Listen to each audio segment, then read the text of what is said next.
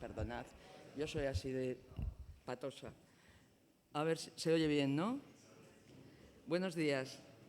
Celebramos hoy la última sesión del taller de lectura Almudena Grandes, en el que hemos vuelto a la memoria histórica con la novela de Aroa Moreno Durán, Mañana matarán a Daniel. El año pasado, 2025, se celebró el 50 aniversario de los últimos fusilamientos del franquismo. Con este motivo se realizaron numerosos actos para hacernos recordar que Franco murió matando. Se publicaron entrevistas, artículos de prensa, programas de radio y televisión, documentales, en fin. Afortunadamente, la fecha no pasó desapercibida. Quiero destacar aquí 3 libros editados en esas fechas y dedicados a esos hechos. 27 de septiembre de 1975, La generosidad de la resistencia, de la plataforma abierta Al Alba, que reúne una gran cantidad de testimonios sobre todo lo relativo al proceso. Detenciones, procesados, familiares, torturas, confesiones, defensa, sentencia, respuesta internacional, fusilamientos. Un segundo libro sería El verano de los inocentes, de Roger Mateos, que es una investigación periodística en torno a los fusilamientos que incide más en la organización política a la que pertenecían los procesados, PCML y Frente Revolucionario Antifascista y Patriota, FRAP.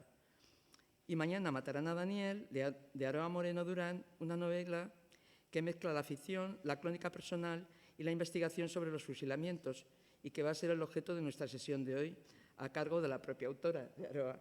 Gracias. Estas publicaciones versan fundamentalmente sobre las penas de muerte impuestas a miembros del FRAP, y solo de pasada se mencionan las penas de muerte a presos de ETA, que también, como sabéis, fueron otras 2 penas de muerte y 2 fusilamientos que tuvieron lugar en el 75, en estas mismas fechas.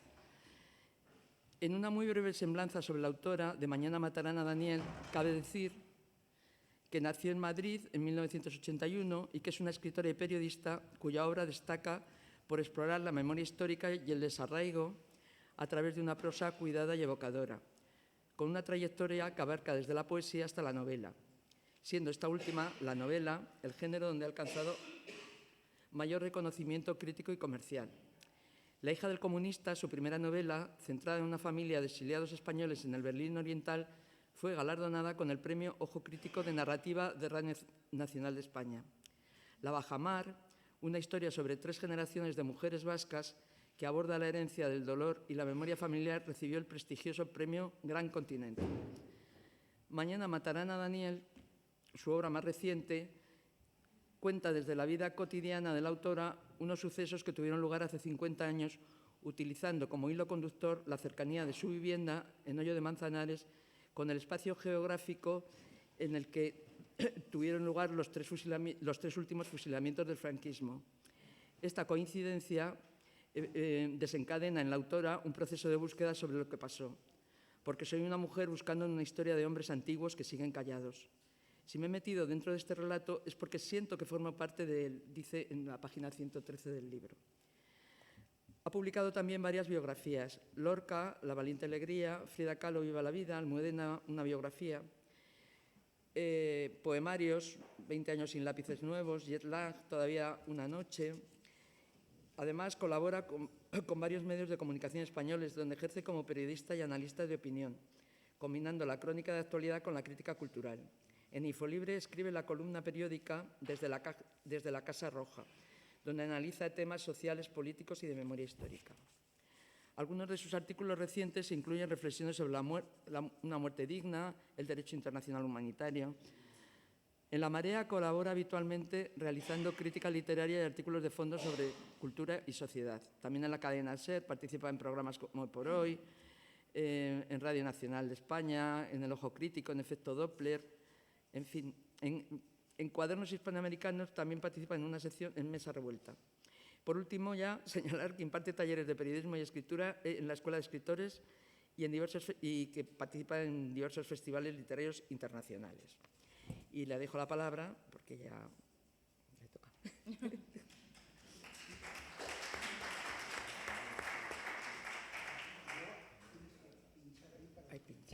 Hola. Buenos días. Gracias a todas y a todos. Es un placer estar aquí compartiendo este rato con vosotros y hablando de Mañana matarán a Daniel. que es mi última novela, se publicó en septiembre. Y bueno, para mí escribir ese libro ha sido muy emocionante. Me ha trastocado mucho hasta los horarios, porque además de escribir, pues una tiene un hijo, trabaja y esas cosas, ¿no? Pero sobre todo porque fue un viaje para mí como a través de un túnel muy oscuro hacia el pasado. Me fue muy difícil conseguir que se me contara esa historia, tanto en los archivos como los testigos, como los excompañeros de ellos, como las familias. Entonces, bueno, ha sido una travesía por arenas movedizas en la que yo me preguntaba si este país todavía no está preparado, ¿no?, para que los que no estábamos en pie en 1975 y anteriormente se nos cuente la historia y sepamos de dónde venimos, ¿no?, cuál es el país en el que nacieron nuestros padres, en el que pisaron nuestros abuelos. Entonces, bueno, o sea, después de escribir ese libro yo me he quedado muy vacía, la verdad. Todavía no he vuelto a escribir porque le puse mucho de mí y porque fue la escritura de todo lo que he hecho más intensa de todas. En principio parece como una historia que a mí no me tocaría tanto, ¿no? O sea, que tienen que ver 3 hombres que fueron fusilados, que pertenecían al FRAP, con una mujer que nace en 1981, que andaba por allí, por el campo, cuando se encuentra esta historia, ¿no?, como debajo de una piedra. Pero yo creo que todos estamos conectados, ¿no? Formamos parte de una cadena de eslabones y tenemos que saber cómo engranarlos. No sé si... Bueno, en principio esperamos que hablaras tú del libro. Del libro yo, o sea, pensaba que íbamos a conversar, perdón. No, más bien era que hablaras tú del libro. Bueno, o sea, no sé si habéis leído el libro. Sí, ¿no? Vale, es que es para hablar desde... ya, pero digo, igual para hablar desde un lugar o de otro, aunque es un libro en el que no hay ningún tipo de... no se revienta la trama, ¿no? Pues se sabe cómo termina, ¿no?, con el fusilamiento de estos 3 hombres. Este libro yo lo empecé a escribir, bueno, lo va poniendo, ¿no?, a lo largo de los capítulos, va poniendo las fechas y se ajustan bastante a la realidad de cómo yo lo he ido escribiendo. Pero bueno, como lo habéis leído, fue algo que yo no estaba buscando, ¿no?, que me encontré en los tiempos de la pandemia, cuando acaba el confinamiento, dando ese paseo con mi hijo por Hoyo de Manzanares, por un campo, por un monte que he ido 1000 veces, o sea, que he ido con mis amigos cuando era joven con la guitarra, a hacer botellón. Después con el niño había ido también a pasearlo, porque es muy bonito, ¿no? Se alza mucho. Hoyo de Manzanares es como el primer pueblo de la ladera del Guadarrama, entonces se ve Madrid al fondo, con las torres, tiene un horizonte bonito. Y aquel día en el que escuchamos los disparos, ¿no?, y yo me asusté y me volví a casa y busqué y encontré rápidamente, ¿no?, que eso era un campo de tiro donde se había fusilado a gente, casi empecé a escribir como por un impulso indómito, porque me resultaba muy chocante, ¿no?, que habiendo pisado tantas veces ese lugar, siendo de ahí, habiéndome interesado por la memoria, por la historia, habiendo escrito libros sobre ello, ¿no?, artículos, no supiera nada, ¿no?, y además teniendo interés por los lugares donde vivo. Yo les contaba antes a ellos, ¿no?, que yo he vivido aquí en la calle Noviciado 10 años y cuando llegué aquí me puse a buscar, ¿no?, qué cosas han pasado en esta calle del centro de Madrid. Así descubrí, por ejemplo, que en la plaza de Conde de Toreno hubo una cárcel, ¿no?, durante la Guerra Civil. Hoyo de Manzanares es mi pueblo desde que soy una niña y no sabía nada de esto, ¿no? Y también me puse a preguntar por el pueblo y la gente tenía como un eco lejano de, bueno, sí, creo que mataron a alguien por aquí, unos etarras, hubo mucha policía, unos años, pero nadie sabía contarme la historia. Entonces, para mí ese hallazgo fue la demostración de que, aunque los historiadores se han ocupado de la historia de España, no está contada del todo, ¿no? Toda esta gente no aparece en ninguna parte. Igual que en los personajes de La hija del comunista no aparecían en ninguna parte el exilio en la Alemania del Este, ni en la historia de Alemania, ni en la española. Entonces yo me puse a escribir. Pensaba que iba a salirme un libro pequeñito. Yo decía, esto va a ser una reflexión sobre la memoria, sobre cómo pisando el lugar, viviéndolo, interesada en esos temas, no sabemos nada. Y empecé a escribir la parte que es como una crónica personal donde yo voy contando todo lo que me va pasando mientras escribo el libro. Y según iba avanzando, como una estudió periodismo, ¿no? y a veces ejerce de ello, pensé que era una irresponsabilidad hacer un libro personal, ¿no? O sea, puramente personal, y que tenía que saber más. Entonces me puse a buscar quién me puede contar esta historia. Lo primero que hice fue ir a los archivos, ¿no? Y me dijeron que hasta que no se cumplieran 50 años de las sentencias, que se han cumplido el septiembre pasado, no se podía acceder a ellos y no me los dieron. Luego llamé a las hermanas, a Victoria Sánchez Bravo, que es la hermana de José Luis, y a la hermana de José Humberto Baena, a Flor. Y eso fue muy curioso, ¿no? Porque yo las llamé, siempre me pasa igual, es como que doy una patada para adelante al problema, ¿no? Ya me enfrentaré a esto en otro momento, y las llamé para avisarlas de que quería entrevistarlas, ¿no? Y me acuerdo, las 2 llamadas que se produjeron un día después de otro, les dije: hola, me llamo Aroa, soy periodista, tengo estos libros publicados, vivo en Hoyo de Manzanares y quiero escribir sobre esto. ¿Te importaría que te llame en otro momento? Y las 2 en ese momento se pusieron a hablar y tuvimos conversaciones pues, de un par de horas o 3, ¿no? O sea, lo que me hizo pensar que esa gente tenía muchas ganas y mucha necesidad de contar lo que le había pasado a sus hermanos. Después me fui a hablar con los excompañeros del FRAP, ¿no? Que tienen esa editorial que se llama El Garaje, con Pablo Mayoral y con Manuel Blanco Chivite. Ellos han hecho ese libro, que es una recopilación muy exhaustiva de documentos, archivos y cosas que ellos sí tenían. Y entonces los localicé y me fui a hablar con ellos allí, a la sede de la editorial, al Garaje, en Villaverde. Y entré y de pronto fue como entrar otra vez en 1975. O sea, eso está lleno de libros antiguos, de carteles, de no sé. Y fui con bastante inocencia a preguntarles lo que para mí era el agujero de la historia, ¿no? Que es como se llama la primera parte de la novela. Porque yo cuando empecé a leer sobre Baena, sobre Sánchez Bravo y sobre García Sanz, pensaba, ¿pero fueron ellos o no fueron ellos? O sea, había muchas cosas en esta historia que a mí no me cuadraban del todo, ¿no? Y yo quería ir a que Blanco Chivite y Mayoral me dijeran, ¿no? Y les pregunté, ¿quién disparó? ¿Estuvisteis allí vosotros? Y bueno, no se rieron de mí, pero vamos, no me quisieron contar nada, ¿no? Y como lo cuento ahí, fue, bueno, un encuentro tenso que cuando yo salí de allí, que me encantó conocerlos, y luego posteriormente hemos tenido otras conversaciones, pensé, esto no va a ser tan fácil como yo pensaba, ¿no? O sea, no va a ser tan sencillo. Ni estos quieren hablar, ni puedo leer los archivos. Y luego están las familias. ¿Qué pasa con las hermanas?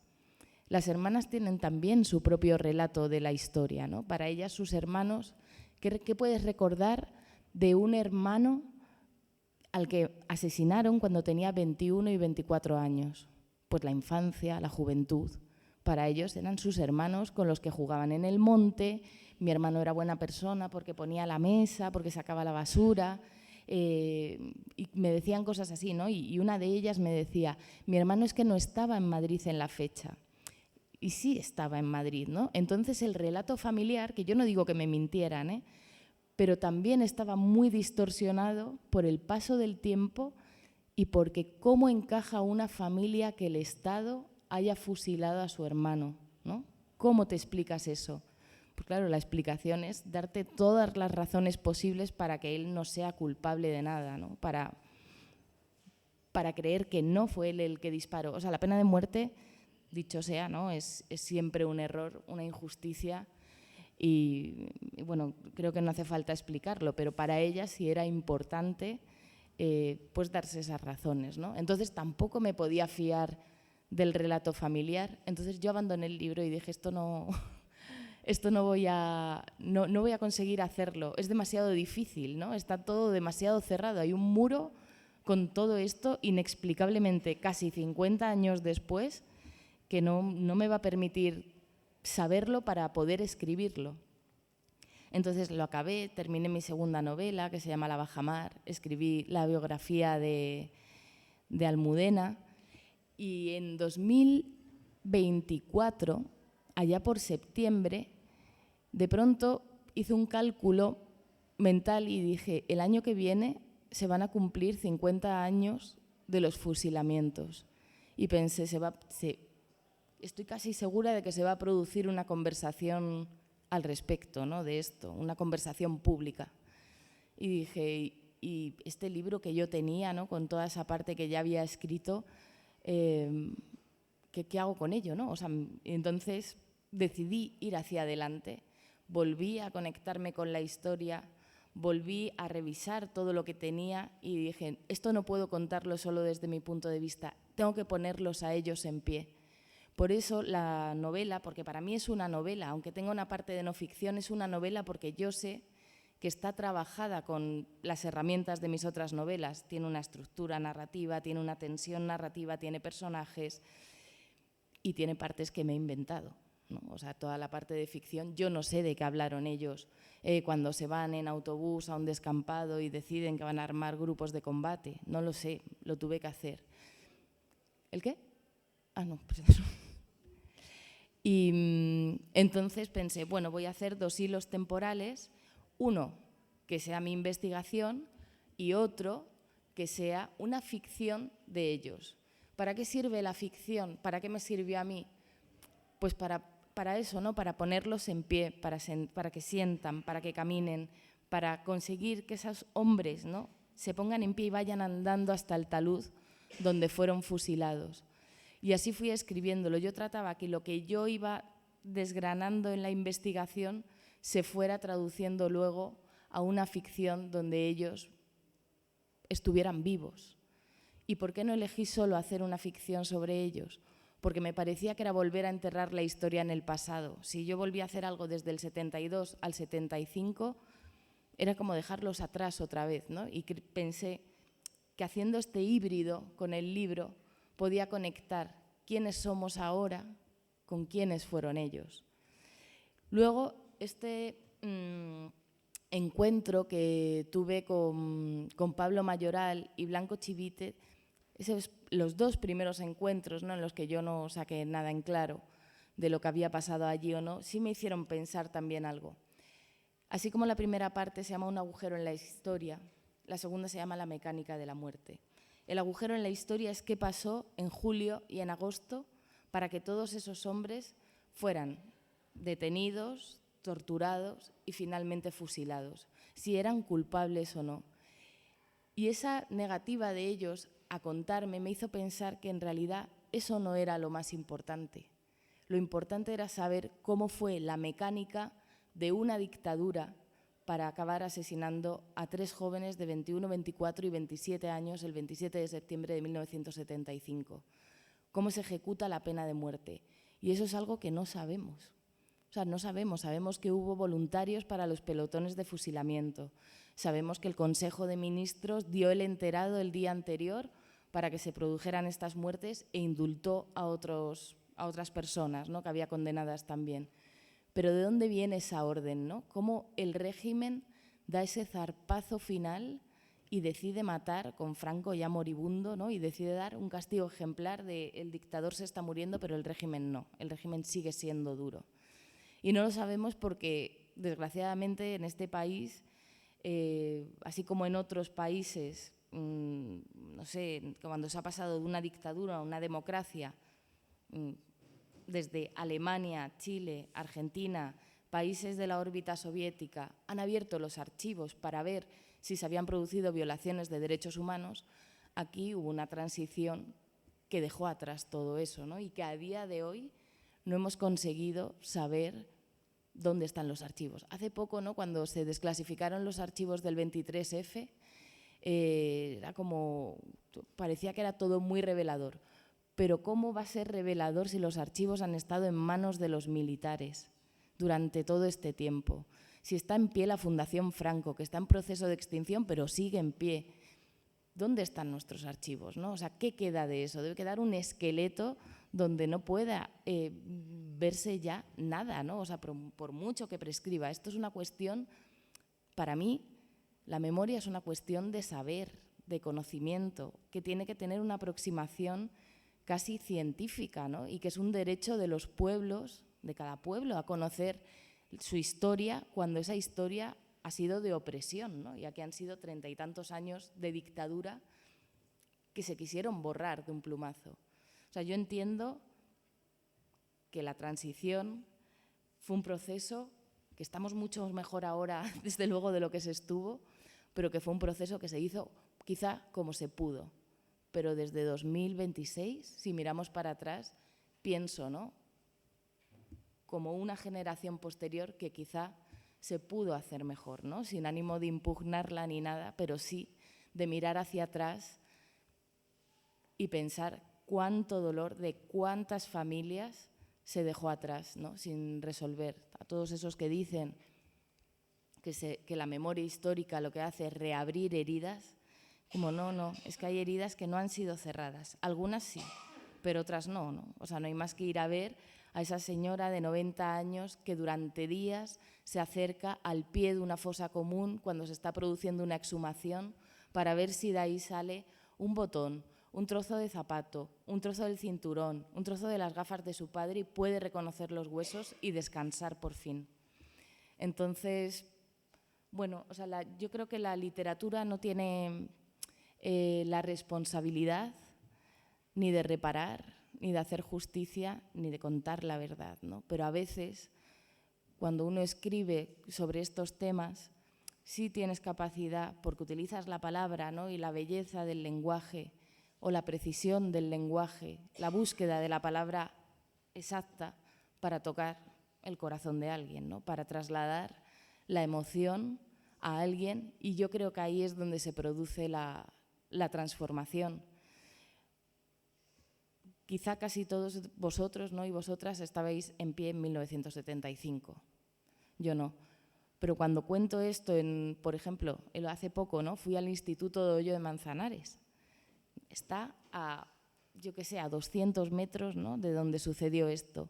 Y le cuentas esta historia a los chavales, a los estudiantes que tienen 16, 17, se quedan alucinados, ¿no?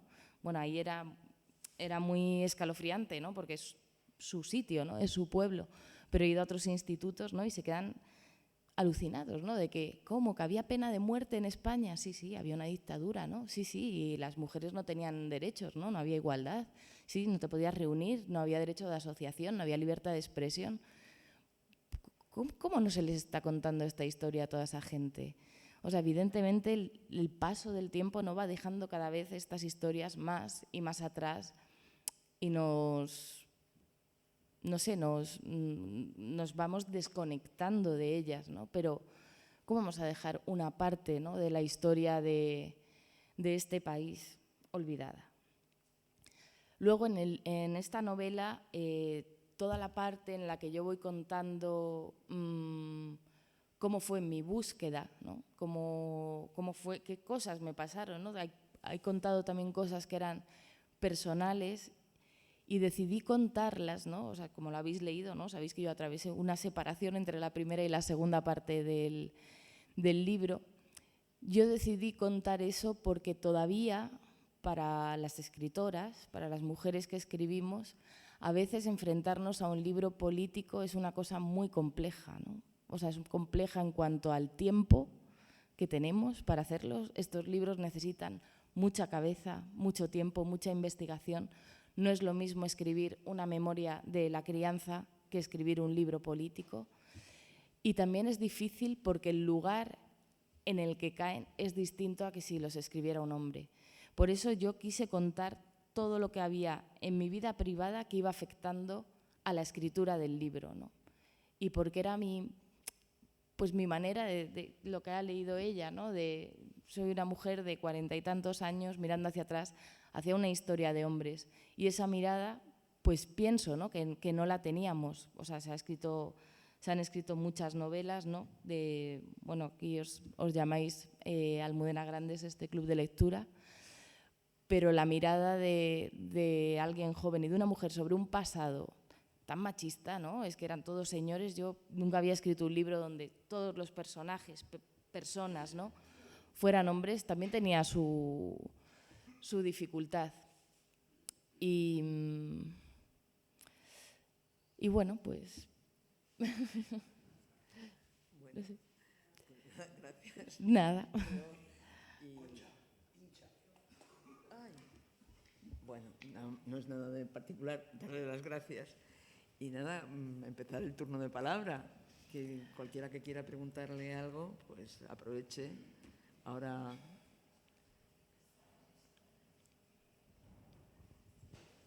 Bueno, yo voy a empezar preguntándote alguna cosa así, no sé si más o menos anecdótica. Tanto en la novela, digo, bueno, en El verano de los inocentes como en Mañana matarán a Daniel, se saca la conclusión de que Daniel, o sea, de que Baena, no participó en los actos de los que se le implican. Los demás, bueno, pueden participar, ¿no? Porque realmente hay que partir de la base de que todos fueron inocentes. No se les juzgó. En realidad aquello fue un teatrito que se montó, un teatro estupendo, no estupendo, ni siquiera estupendo, antipático y horroroso, pero un teatro. Entonces todos, según esto, todos son inocentes. Pero bueno, la leyenda dice que algo había. Sí. Entonces, parece, y en eso estáis de acuerdo, por lo menos Roger, no me acuerdo. Mateos y tú, en que Baena no participó en absoluto, o sea, no pasaba por allí, no estaba. Entonces, claro, tú te basas en afirmaciones de su hermana, pero claro, que no podía estar porque estaba en Portugal o en la frontera de Portugal, o no sé. También, pero también la hermana de Sánchez Bravo. De Sánchez Bravo dice que su hermano estaba con ella, en Murcia, en la playa, y que no pudo estar. Bueno, ¿qué os hace llevar a varios? Quiero decir que no has sido solo tú, porque, no sé, la cara de bueno, No. lo que escribe, ¿qué os ha llevado a pensar que no tiene nada que ver con esta muerte? Bueno, voy a contar varias cosas. La primera sobre el título de mi novela, que es Mañana matarán a Daniel. Hace mucha gente, no sé si es vuestra impresión cuando habéis leído el libro, que hay un foco en Baena. Yo intenté equilibrar, ¿no?, la historia de los tres. Ramón era muy difícil, ¿no?, porque no hay familia, no he podido hablar directamente con nadie que me contara cosas de él, pero no había un afán de que fuera José Humberto Baena como un hilo conductor. Lo que pasa que Mañana matarán a Daniel es un verso de un poema de Manuel Blanco Chivite, del excompañero con el que yo hablé, que escribe él en la cárcel de Carabanchel en la noche del 26 al 27 de septiembre del 75, y se lo escribe a su camarada, ¿no?, y le dice: hoy velaré toda la noche, solo y en silencio, hoy velaré toda la noche, mañana matarán a Daniel, mi camarada. Cuando yo leí eso y vi el Mañana matarán a Daniel, pensé, es el título del libro, porque tiene como la crónica de la muerte anunciada, ¿no? O sea, tiene como el horror que es saber que, para mí, en todas las novelas o en los libros hay una parte de hueso que yo creo que no consigues tocar por mucho que inventes y por mucho que ficciones, ¿no? Y para mí la noche esa del 26 al 27 de septiembre, cuando van las familias a despedirse, ese último abrazo, esa madre andando por la galería de la cárcel de Sánchez Bravo, ¿no?, desquiciada, ¿cómo te despides por última vez de alguien que sabes que sí o sí van a matar al alba, ¿no? Entonces, por eso le puse ese título. Luego os quiero contar también cómo me topé yo con Roger Mateos, que fue muy gracioso. Yo acabé la novela, ayer hizo un año, y la imprimí en mi casa, la puse sobre la mesa de la cocina y me puse a hacerme un café. Y mientras me estaba haciendo el café, pensé, voy a llamar a Flor Baena antes de ponerme a leer todo el manuscrito seguido, a ver si me dice una cosa que se me quedó en el tintero y no le pregunté. Y entonces llamo a Flor y me dice: Aroa, tengo que contarte algo, verás, un periodista catalán va a demostrar la inocencia de mi hermano en un libro que va a salir en septiembre, yo he hablado con él tiene pruebas, no sé qué, no sé cuánto, ¿no? Y yo dije, yo no tengo pruebas de que fuera o no Baena, ¿no? Y yo decía, bueno, si sale un libro donde se demuestra eso, esto, ¿dónde va, no? O sea, ¿qué sentido tiene que yo haya escrito eso? Bueno, no leí, por supuesto, el manuscrito, me acosté esa noche y a las 3 de la mañana estaba dándole vueltas y de pronto me acordé de un libro que yo había leído 10 años antes que se llama El caso Cipriano Martos y que había escrito Roger Mateos. Entonces, por Twitter busqué a Roger y le escribí y le dije, mira, a lo mejor te parece muy raro y lo que te digo te suena a chino, pero necesito saber si tú eres el periodista que ha escrito un libro sobre Baena y que se va a publicar en septiembre. Yo le dije, es que yo también he escrito sobre el tema y mi libro también se va a publicar en septiembre. Si no eres tú, pues saludos, y si eres tú, pues me gustaría hablar. Y a las 8 de la mañana o así recibo un mensaje de Roger Mateos que me dice, no te falla la intuición, soy yo, te llamo esta tarde. Entonces nos llamamos y fue una conversación muy fascinante porque ninguno quería contarse al otro lo que estaba haciendo, ¿no? O sea, empezamos a dar vueltas allí, pero poco a poco nos fuimos como ablandando y empezamos a hablar en clave de quién podría haber sido el lugar de Baena. Y claro, para mí fue como encontrar pues, a un interlocutor a la altura, porque yo llevaba metida en 1975, pues 5 años prácticamente, él lleva 20, me parece, metido en el estudio del FRAP. Y claro, yo le cuento esto a mis amigos, a mis padres, y me miran como, pobrecita, no la entendemos y la hemos perdido totalmente. Y de pronto con Roger podía hablar, ¿no? O sea, podíamos contarnos todo y sabíamos los dos muy bien de qué estábamos hablando.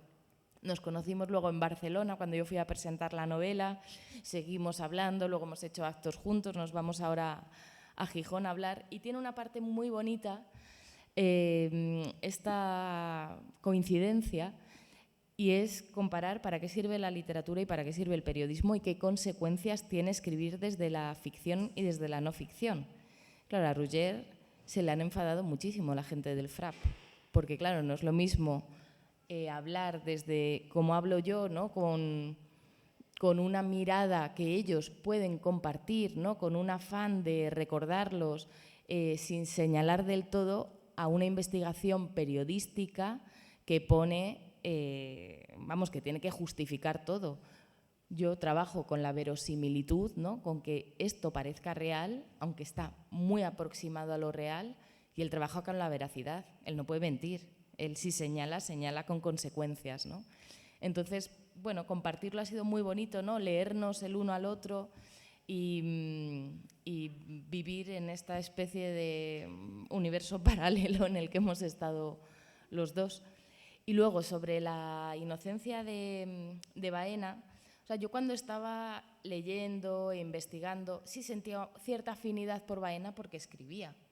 O sea, porque escribía cuentos, escribía poesía, y el libro que acaba con ese cuento que se llama El reloj, que escribe el 8 de septiembre, o sea, 20 días antes de ser fusilado, es que es una pieza maravillosa de literatura. O sea, yo me imagino a él escribiéndolo en la cárcel, allí tirado en donde estuviera, con un papel, ¿no? Y un lápiz, y es capaz de, no de hacer un relato, ¿no? Sino de construir una metáfora, una imagen para contarnos eso, y me pareció tan bonito, ¿no? que lo pedí y me empeñé con la editorial que querían que el libro acabara sin eso, en que estuviera ahí, ¿no? Porque yo sentía como, es como si yo se hubiese estado contando lo que yo sé, lo que yo intuyo, lo que a mí me parece, y de pronto, ¿no? Como cuando ves una película basada en hechos reales y al final te ponen las fotografías de las personas de verdad, ¿no?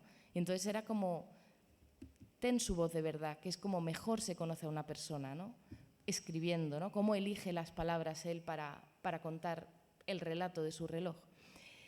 Y bueno, entonces yo mientras iba leyendo, aparte de esto, veía que la historia tenía muchas fisuras, ¿no?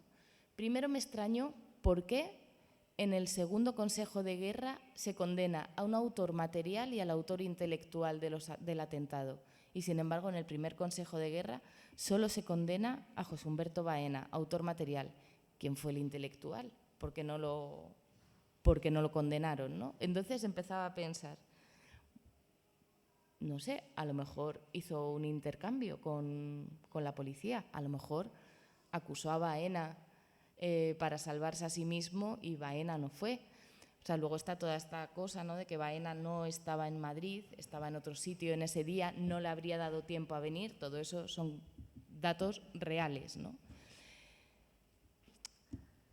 Es muy difícil. O sea, yo y Roger también tenemos una teoría, ¿no?, pero no deja de ser una hipótesis, porque los únicos que saben lo que sucedió allí y que están vivos son Mayoral y Blanco Chivite, que no van a hablar nunca, jamás de esto.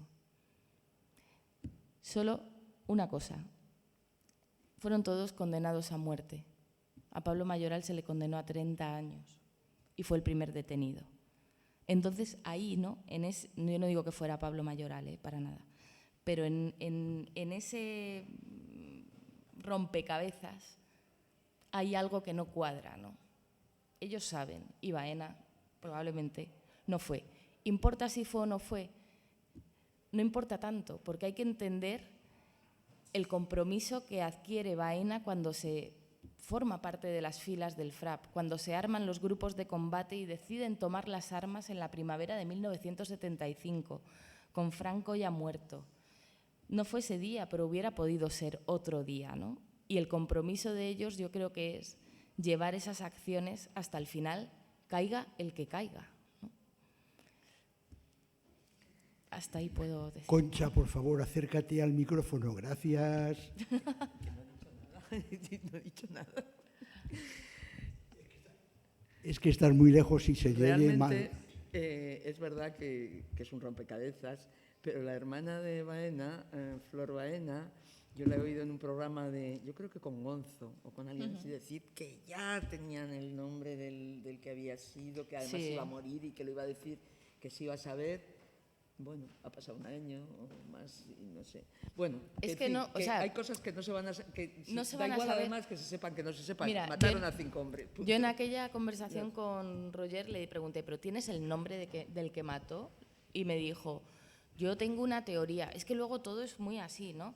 Y yo le dije, ¿pero lo vas a poner en el libro? Y me dijo, no, hombre, no. Y luego me meten una denuncia a mí, ¿por qué, no? Entonces, pues qué, ¿no? O sea, hay cosas luego, o sea, está esa conversación de Baena con su padre, ¿no?, en el que el padre le dice la última noche, dime que eres culpable para que yo entienda lo que te va a pasar.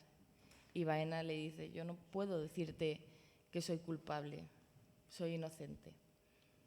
Está todo lo que le pasó a la familia después, ¿no? Todas las amenazas, cuando empezaron a revolver y a buscar. Bueno. Pero ahí sí, es que llevan razón Mayoral y Blanco Chivite cuando me dijeron, vienes a preguntarnos a nosotros quién disparó y no has ido a preguntarles a ellos quién mató a nuestros compañeros, cuando sabes que eso es un hecho que sí sucedió. Sí, siempre hay que partir de esa base. O sea, ellos no fueron los culpables, aunque tuvieran algún... No puedes decir que fueron culpables. No. Eso, o sea, el tiempo... eso por supuesto, pero como la curiosidad histórica... Claro, no, sí, claro, a mí me encantaría saber todos los detalles, ¿no?, de aquello que me ha tenido obsesionada. Bueno. Sí, al respecto, en esa misma página 72 del texto, en la página 72 del texto, en esa entrevista a Manuel Blanco Chivite y a Pablo Mayoral, a mí me llamó la atención una afirmación que hacen ellos, no tanto sobre la autoría material, que creo que es lógico que no quieran decirlo, no, si lo saben, pues incluso hasta después de desaparecidos, ¿no? No sé. Pero hay una frase que dicen que me chocó mucho porque evocó toda la soberbia armada de las guerrillas latinoamericanas. Y que es cuando dice, ¿y sabes por qué ahora tenemos esto? Refiriéndose probablemente a la democracia o la vida que tenemos aquí ahora, ¿no? Y sí, pues lo dice, y con esto él se refiere a una democracia. Porque nos tenían miedo. no vivimos así porque hubiéramos un acuerdo formado entre unos cuantos, nos tenían miedo, lo repiten, ¿no? Franco murió en la cama, me dicen, pero la dictadura murió en la calle. Esta es una frase que se ha repetido mucho, pero lo de la calle no se refiere a la violencia armada, la calle se refiere a las movilizaciones de las masas, es decir, todas las formas de lucha que hubo, huelgas, protestas, manifestaciones. Lo de la lucha armada como decisión me parece, bueno, en este contexto, a pesar de la opresión de la dictadura, que todas las dictaduras son opresivas y justifican, por supuesto, todos los métodos de lucha. Eso ya hasta los curas, el padre Mariano, etcétera, hablan del tiranicidio y de todas las formas de lucha. Pero claro, ya Maquiavelo decía que las formas de lucha que se vayan a usar, habrá que tener en cuenta que después de usarlas no estemos peor que antes de usarlas. Cosa que ocurrió en Latinoamérica desapareciendo generaciones completas, ¿no es cierto? Al enfrentar al Estado opresor y a todas las fuerzas represivas, ¿no? Entonces, esta frase a mí me suena, no los conozco a estos señores, sí, estuve en la presentación del libro ahí en la FAL, en la Fundación Anselmo Lorenzo, pero me resulta muy chocante, ¿no? No sé si es una reflexión simplemente.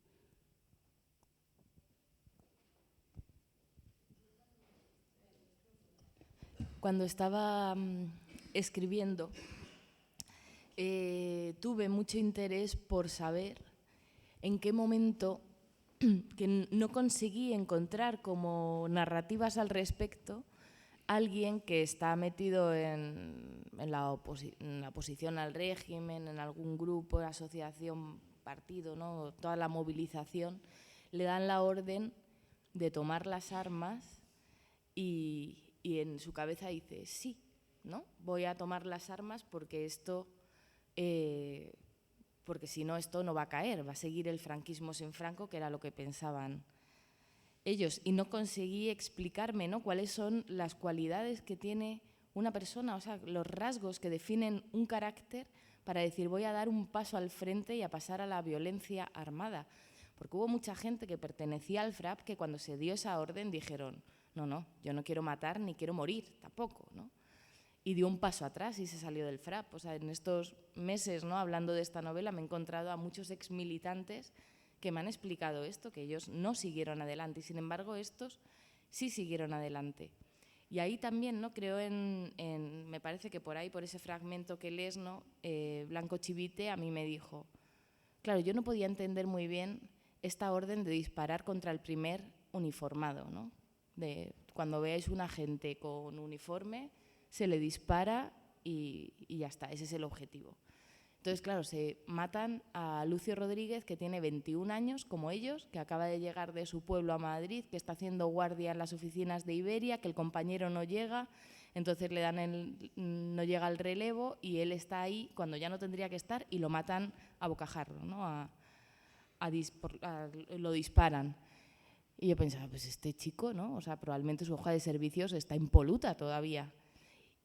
Y Blanco Chivite me dijo, bueno, pero es que si yo me encuentro a un policía, a un gris, en una manifestación y va armado y me enfrento a él, él no va a dudar en dispararme. Entonces él me dijo, nosotros matamos, sí, pero ellos también nos mataban y mucho más. No sé. Fue en 1975, ¿no?, en ese verano, venía a España de un estado de excepción que se había declarado para controlar a este tipo de grupos, ¿no?, a ETA sobre todo. ¿Tenía sentido pasar a la lucha armada cuando Franco iba a morir? Pues yo personalmente pienso que no, pero también este libro me ha dejado una pregunta, y es ¿quién sería yo bajo un régimen de dictadura? O sea, si sería, pues, por ejemplo, mis padres, ¿no?, que tenían la edad que tenían ellos entonces, no se metieron en ningún tipo de oposición, estaban trabajando y mirando hacia otra parte. ¿Sería yo un agente del régimen? Un agente de una dictadura es siempre una persona ideologizada y de acuerdo a la dictadura. ¿Sería yo parte de la oposición? ahí pone, ¿no? Levantaría el puño o levantaría un arma. No lo sé, es que yo no, afortunadamente no he estado ahí. Entonces no soy capaz como de juzgarlo. Por supuesto, para mí la utilización de la violencia siempre es un error, pero no acabo de ser capaz de juzgarlo. Sí, ¿se oye? Sí, bueno, primero, Sí. Aroa, muchas gracias por escribir la novela. Yo he Nada, leído solo gracias. 2 capítulos cuando venía en metro hasta aquí, porque no tenía idea de que existía antes. Me han invitado hoy mismo.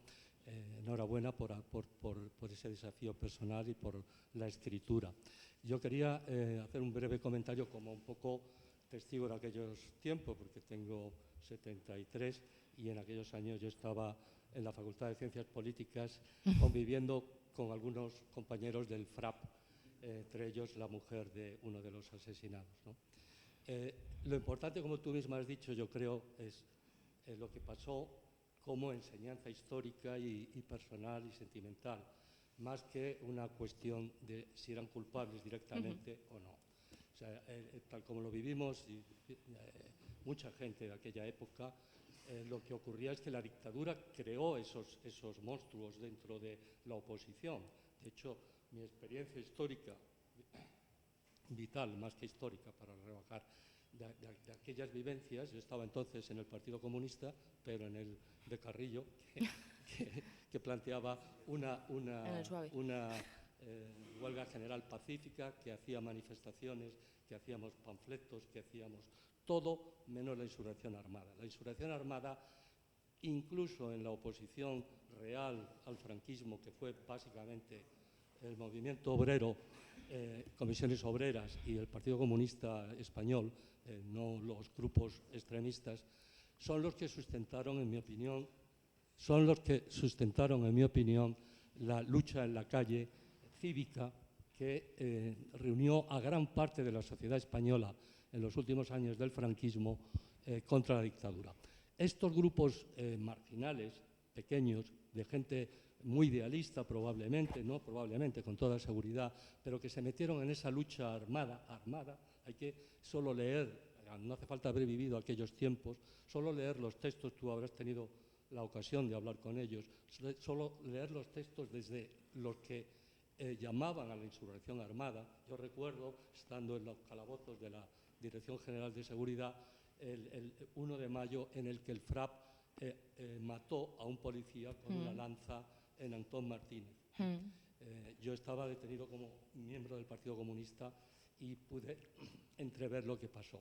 Efectivamente, aquello fue atroz, ese enfrentamiento con estos, pero ellos, tanto ETA, por cierto, como el FRAP, desde mi punto de vista, entiendo que hay otros puntos de vista, lo que hicieron fue retrasar la lucha democrática precisamente por traer a colación no una lucha pacífica que se estaba dando en los barrios, en la universidad, en la sociedad en conjunto, sino algo absolutamente fuera de contexto, vanguardista no en el sentido de vanguardia literaria, vanguardista porque se creían liberadores por la fuerza y por las armas y un poco resucitar la guerra civil. La guerra civil en 1971, cuando yo empecé mis estudios, estaba ahí, pero no estaba presente ya en la vida de la gente. La gente del Partido Comunista era gente de que éramos muchos herederos o hijos de gente que había luchado en el bando franquista. Por lo tanto, no estaba, y la sociedad en general no estaba politizada. Por lo tanto, esto era un elemento, digamos, muy minoritario, y desgraciadamente sirvió, primero, arruinó la vida de estos pobres jóvenes idealistas, y segundo, yo creo, retrasó la lucha democrática por traer la democracia a España, porque recreó como un espejo el clima de violencia que necesitaba la dictadura para justificarse, ¿no? Es decir, para poner como terroristas o como asesinos a todos los que nos oponíamos a Franco. Por tanto, yo te agradezco tu escritura, creo que habrá distintos puntos de vista. Mi mensaje es simplemente que lo importante no es si lo mataron o no, si fueron culpables o no, porque culpable fue la dictadura. La dictadura creó el FRAP y la dictadura es culpable de los asesinatos, efectivamente, con una pena de muerte por temas políticos impresentable humanamente en cualquier momento, y menos en Europa en aquella época. Muchas gracias. Quiero decir una cosa, que el FRAP tenía la dirección fuera de España y esta gente al final fueron cabezas de turco, ¿no? O sea, les dieron la orden de matar sin darles armas, por ejemplo, ¿no? Empezaron a conseguir una escopeta por allí, mueren ellos cuando la dirección estaban en Ginebra, ¿no? Estaban exiliados mandando allí consignas marxistas, leninistas.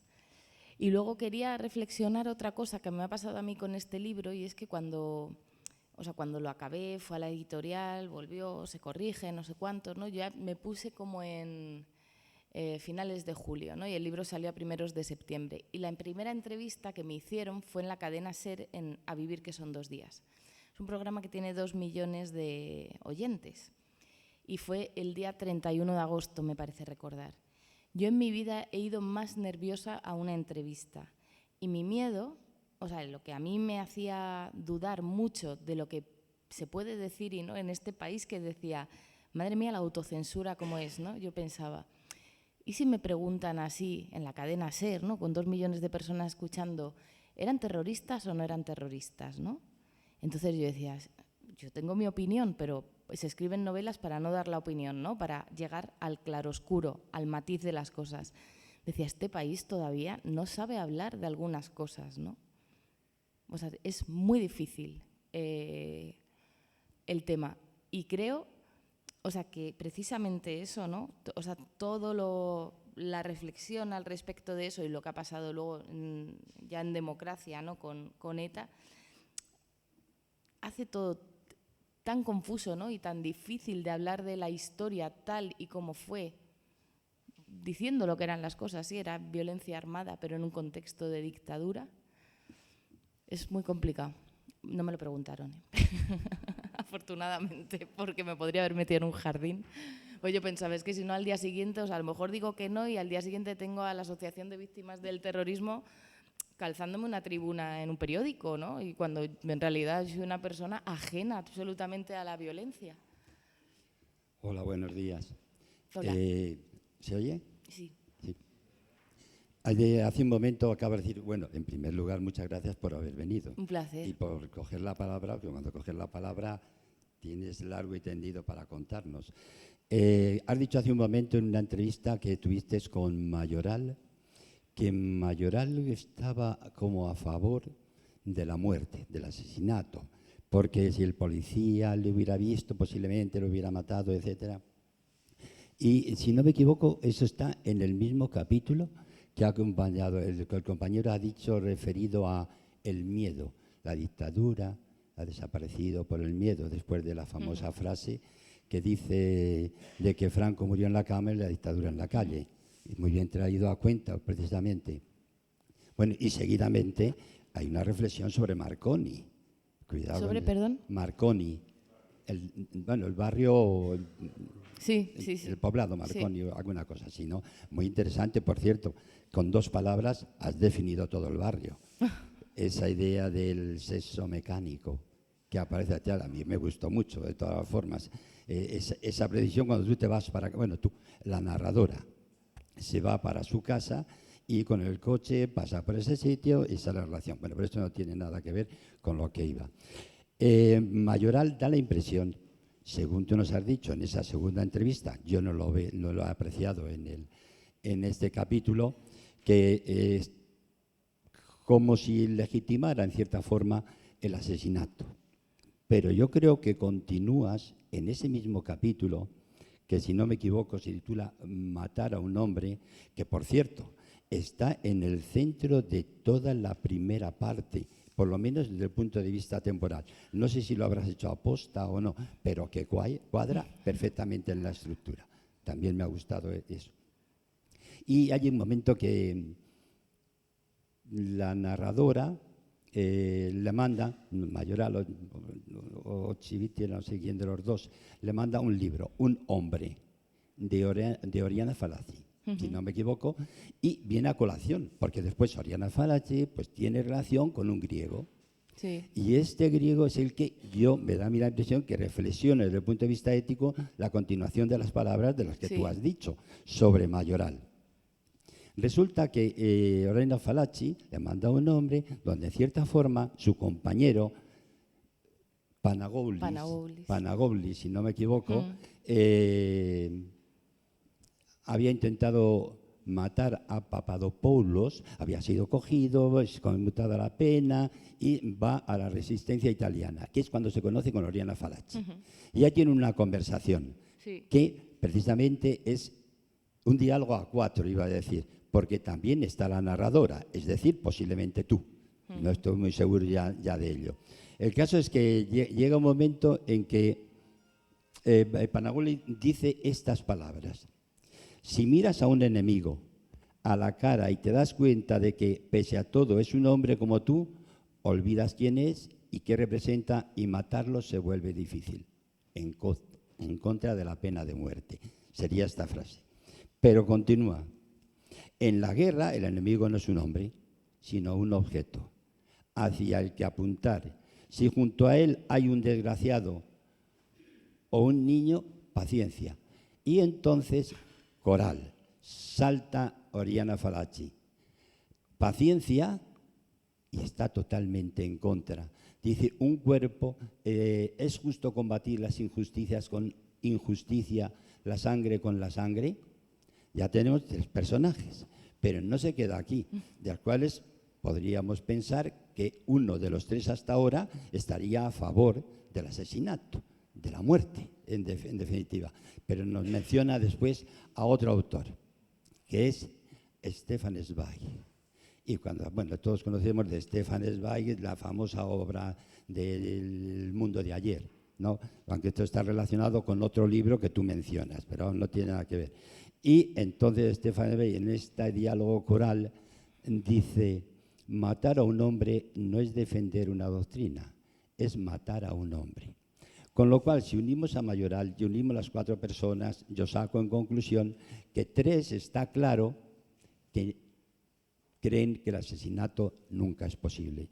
Pero me queda la duda de las 2, del de Mayoral, que tú has empezado y que yo he continuado con la parte de Panagoulis. No sé si estás de acuerdo conmigo en estas ideas y tal, porque habría que ver la muerte en la guerra, lo tenemos ahora mismo, la muerte en la masa, que también habría que verlo, etcétera. Y ya como tengo el micrófono, una reflexión más. Sacas un documento de la conferencia episcopal, por cierto, un dechado de escritura, a mi modo de ver, y estoy de acuerdo contigo, que tú también le pones como algo. Pero la crítica que la haces también es muy buena, y estoy de acuerdo, porque hace un ejercicio de contrapesos desde el punto de vista estilístico, y yo creo que es verdad, ese contrapeso. Por una parte, critica, pide perdón para los ajusticiados, etcétera, y tal, por una parte, pero por otra parte, cuidado, que lo que tengo de frente son aquellos que tienen el poder y no puedo estar en contra de ellos. Pero como escritura, el documento, estoy de acuerdo contigo, que hace un ejercicio de contrapesos muy bueno. No sé qué opinarás. Bueno, o sea, sobre todo esto del asesinato, ¿no? de la violencia armada, ellos 2, que son con los que yo hablo, por eso hablo de ellos, Blanco Chivite y Pablo Mayoral, uno era el jefe político de Madrid y el otro era el jefe de propaganda. Uno armaba los grupos de combate y el otro estaba ahí y siguen juntos hoy. Que esto es una cosa que a mí me asombra muchísimo. 50 años después, siguen juntos, siguen amigos, tienen esta editorial. Evidentemente ellos acataron la orden, sin duda, ¿no? de que será el camino para el FRAP. Me pasó una cosa también con Roger. Yo quería abrir el libro con la cita de Stefan Zweig, ¿no? Con matar a un hombre nunca será defender una doctrina, es matar a un hombre. Pero la quité y puse la cita de Benedetti, ¿no? Porque de alguna forma me parecía que encajaba mejor con mi libro porque daba la voz a los que ya no la tenían, ¿no? A los que les habían cortado la lengua, habían perdido los dientes. Y entonces la metí ahí en ese capítulo. ¿Y cuál fue mi sorpresa, ¿no? Cuando abro el libro de Roger Mateos y abre con la cita: matar a un hombre nunca será defender una doctrina, será matar a un hombre. O sea, imaginad el viaje tan similar que hemos hecho cada uno con su oficio, ¿no? Para llegar a pensar lo mismo. Eso es lo que yo pienso, ¿no? Que matar a un hombre siempre es matar a un hombre. O sea, para mí no hay más, y no puedo decir otra cosa ahora, ¿no? Desde 2026 con respecto a eso. A mí esa conversación que tienen Oriana Fallaci y Panagoulis me parece muy interesante, ¿no? Porque ella, o sea, el libro Un hombre, no sé si lo habréis leído, es maravilloso, pero yo no me quería creer esa frase que le dice, ¿no? Sobre todo que le diga: si hay un niño, pues es un daño colateral, ¿no? Es como, no digas eso, ¿no? O sea, yo quiero creerte y que tu lucha, aunque sea armada, sea justa, no me hables de un niño ahí en medio, ¿no? Entonces, bueno, no sé, es un tema complejo, ¿no? Y que a mí me ha hecho darle muchas vueltas, no sé. O sea, para conseguir ponerme en el lugar de ellos, que forman parte del libro, y también tenía que entender, ¿no? Cómo puede ser que se dé ese paso hacia adelante. El valor también que se requiere, ¿no? Para saber que puedes llegar a perder tu propia vida.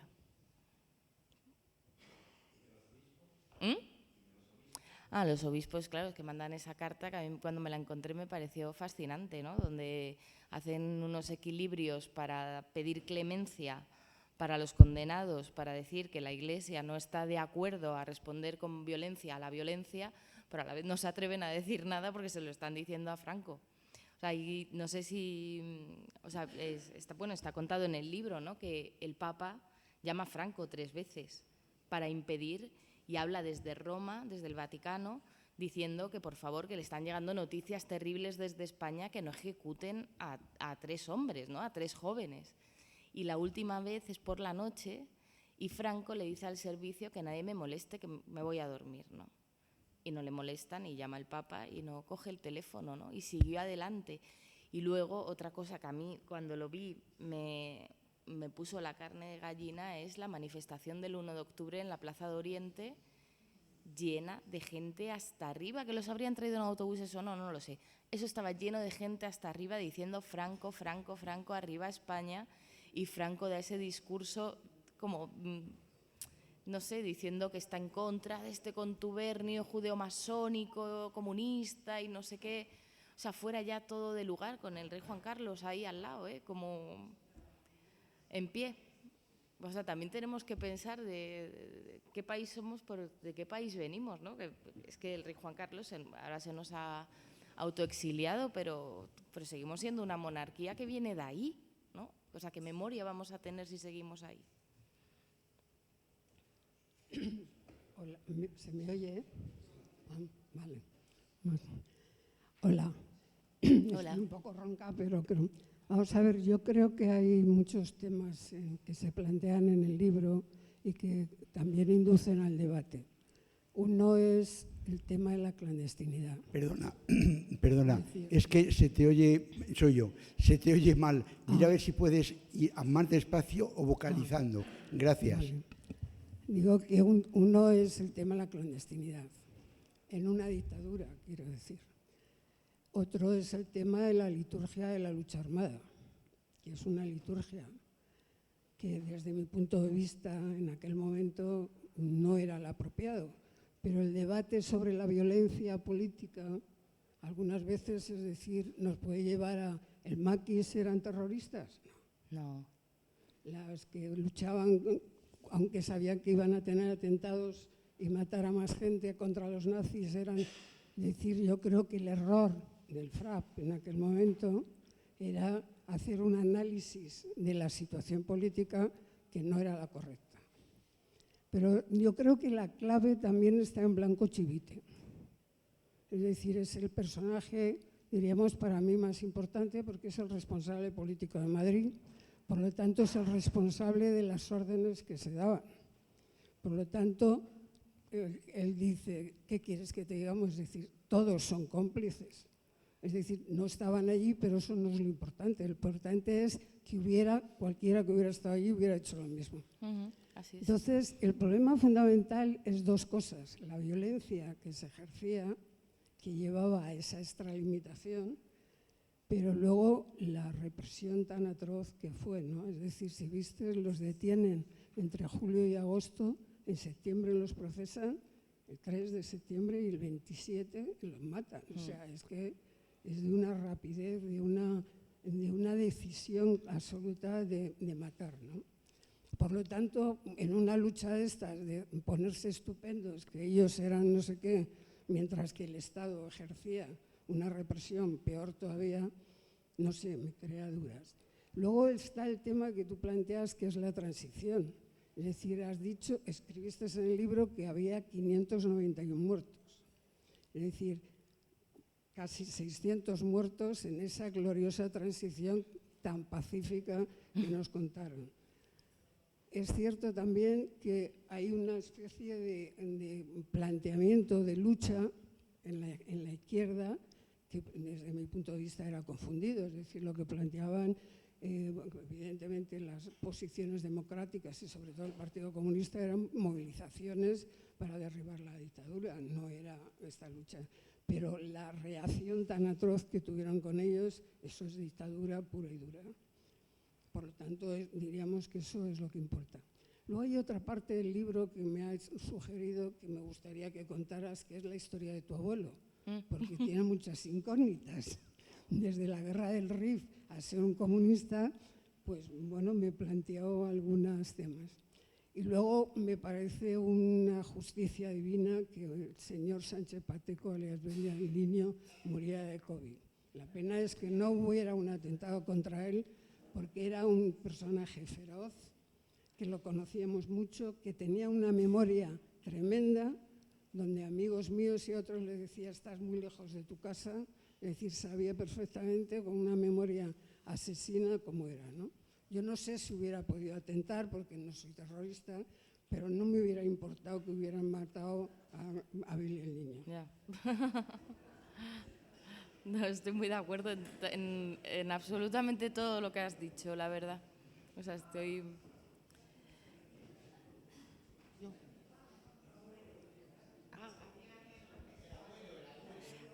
Bueno, es que la historia de mi abuelo paterno, ¿no?, que es al que está dedicado el libro, es como la historia del país, ¿no? Tiene agujeros, porque según yo, mi abuelo, que es la primera persona y los primeros poemas que yo leo y escucho, porque él me los recitaba en mi vida, eran suyos. Y según yo, según lo que me habían contado a mí, había aprendido a leer y a escribir en la cárcel. Entonces, pues yo esto no lo sabía de niña, pero yo llegaba a su casa y le decía, abuelo, recítame poemas, y me recitaba poemas. Algunos tenían que ver con la guerra, otros con la lucha campesina, ¿no? Eran como poemas muy rebeldes, muy sociales, bastante malos, la verdad, literariamente, pero a mí me encantaba oírlo. Entonces yo le tenía como mucha admiración, porque fue la primera vez que yo me enteré de que había otra forma de expresión, que uno es capaz de otra forma de expresión que no es la palabra que nos decimos, ¿no? Evidentemente yo tenía libros y todo, pero claro, si mi abuelo lo hacía, todos teníamos la posibilidad de expresarnos de una forma bella.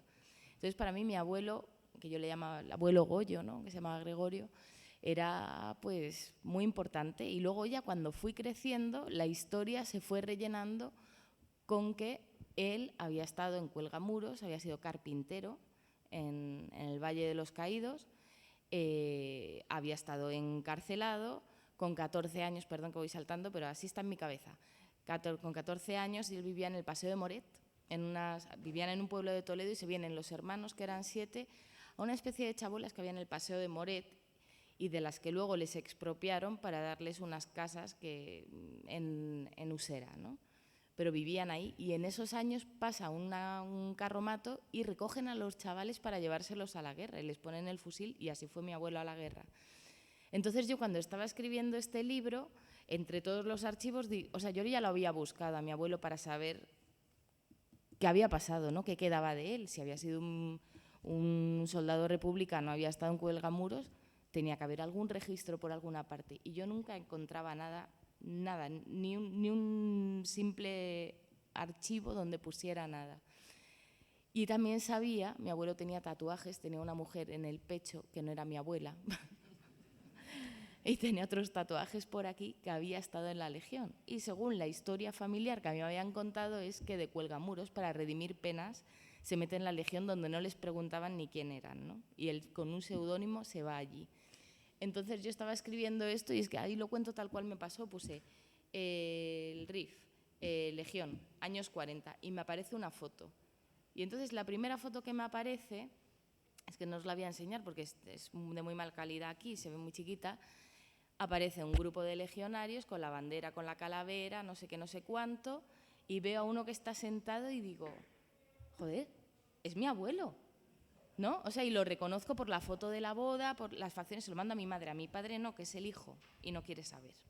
Se lo mando a mi madre y le digo, ¿tú crees que este es el abuelo? Y me dice, ese es tu abuelo. Y le digo, es que tiene la metralla. O sea, mi abuelo, hasta que se murió, tuvo un agujero aquí en la frente de un rebote de metralla que le habían dado en el frente en Peguerinos, en Ávila.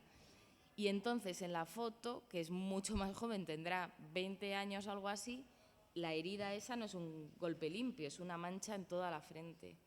Entonces yo dije, ¿pero este qué hace ahí? O sea, no sé, me parecía todo muy raro. Y ya empiezo a buscar más y me encuentro en el BOE del año 48 que es detenido por robar una cartera en la zona de Moncloa.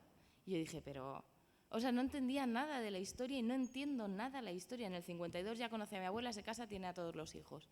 Pero ¿cuál fue el viaje desde los 14 años de irse a la guerra, de ponerle un fusil, de pasar por Cuelgamuros, de luego de pasar a la Legión, de volver a Madrid, robar una cartera?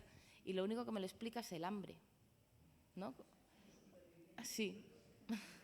O sea, él era de una familia súper pobre. Entonces, a la guerra, a la Legión, a donde fuera. Hay que robar una cartera, pues la vamos a robar, ¿no? Para comer. Entonces, bueno, también me hacía pensar, claro, yo lo tenía idealizado, la hija del comunista, pues seré la nieta, ¿no? Y yo que he escrito poesía porque sé que en el fondo de mí hay una parte que escribo poesía porque él la escribía. Tengo que asumir que igual que la historia tiene contradicciones, las personas que forman parte de esa historia también las tenemos, ¿no? Y querer saber y querer abrazar la historia con todas esas personas poliédricas, todos lo somos, ¿no? Total, que no sé contaros la historia. Igual tengo que escribir una novela para enterarme bien y llegar hasta el fondo. Que mi madre lo que me dice es, por favor, no enredes ahí. ¿No? Él quería hablar que antes, ¿no? Perdón. Perdón.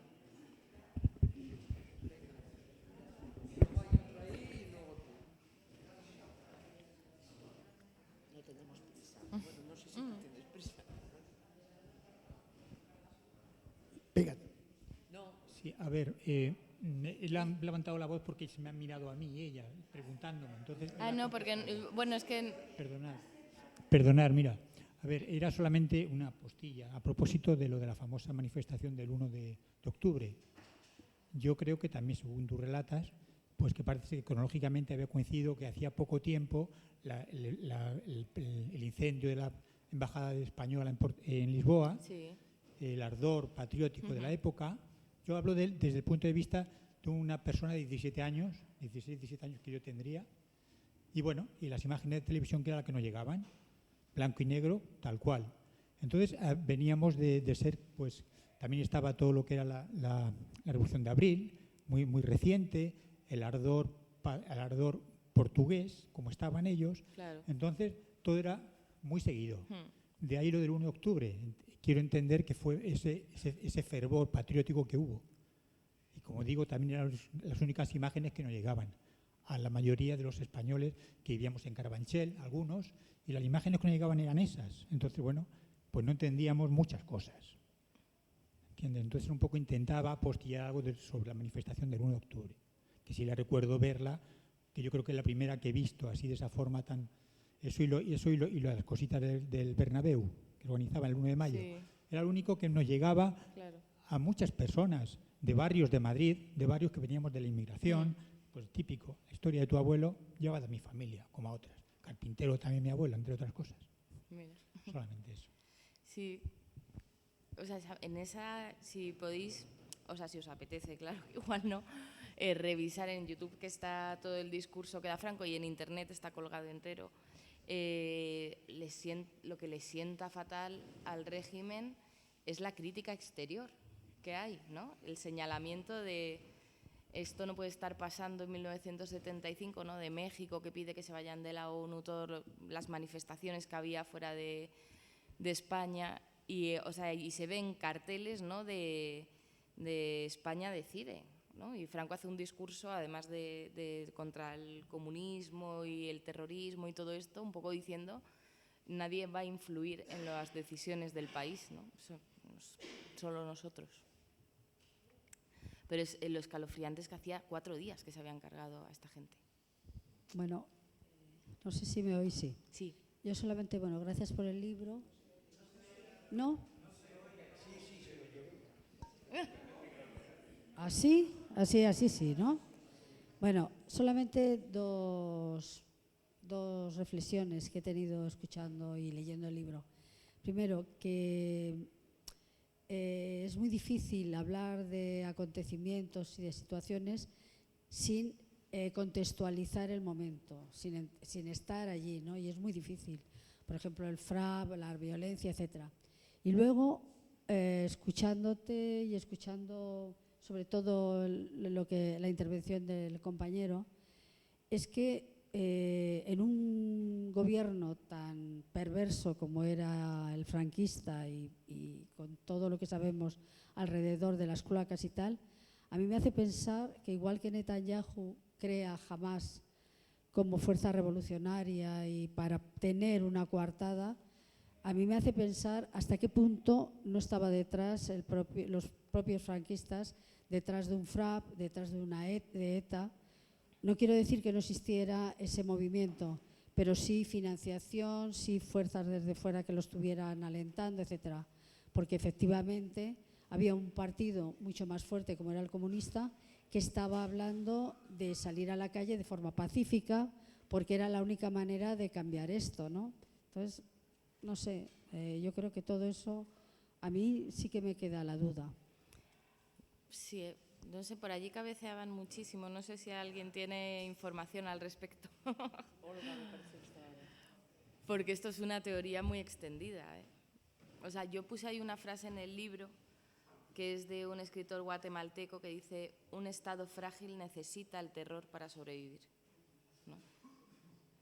Cuando son estados democráticos, con gobiernos, ¿cómo se dice?, legales, ¿no? No se necesita de todo esto, ¿no? Ni la represión, ni que exista la oposición para reprimirla y darse sentido.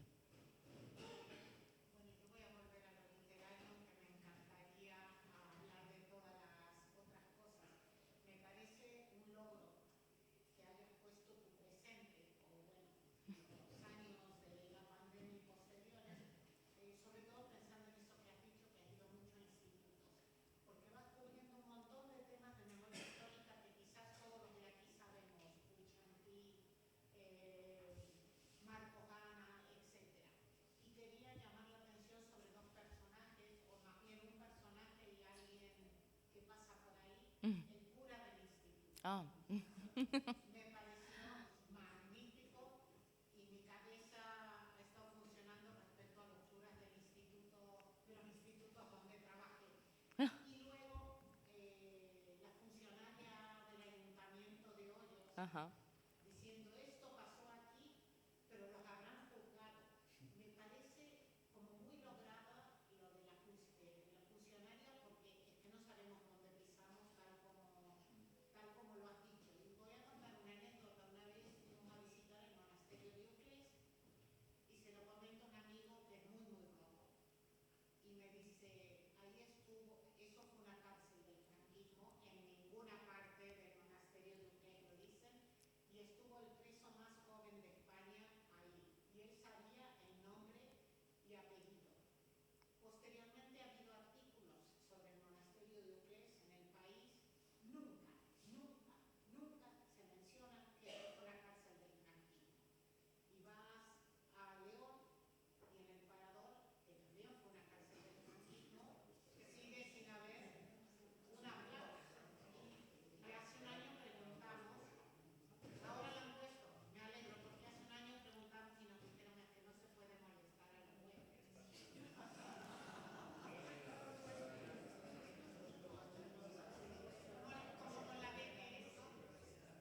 Bueno, eso, aquí tenemos el claro ejemplo, ¿no?, de la contienda actual de...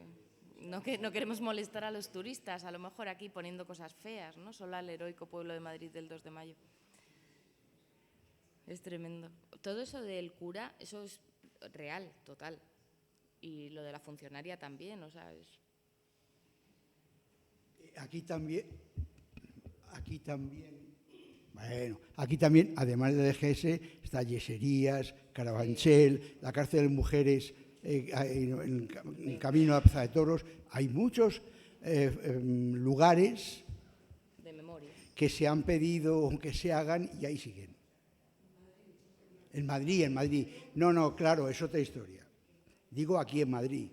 Y digo Madrid capital, no digo los pueblos que ahora, por ejemplo, los campos de trabajo que había a lo largo de Madrid-Burgos sí son lugares de memoria. Además, curiosamente, y perdona que un grupo de chavales que jugaban por ahí en Choza, lo que era antes Choza, es que mi padre estuvo allí, en Choza de la Sierra, que ahora es Soto del Real, no conocían aquello, y hay un documental que sí he visto y hay un poema de que estas paredes, bueno, y lo tengo fotografiado, he hecho fotos de todo, y como es un sitio privado, está hecho una mierda, con perdón. No, nada más, venga, vale.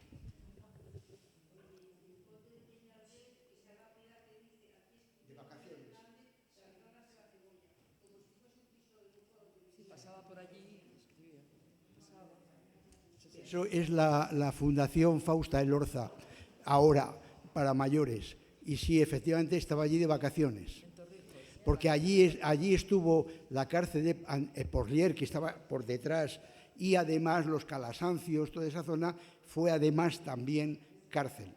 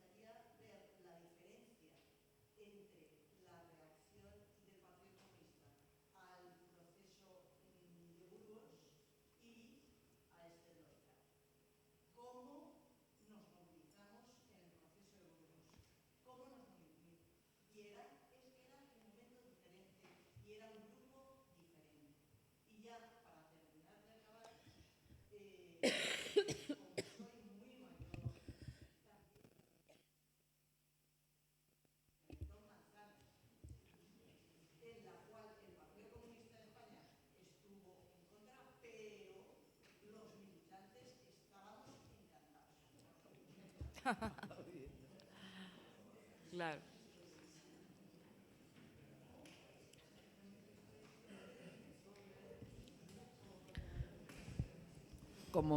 Muchas gracias. Como complemento a esta intervención, a mí me gustaría preguntarte,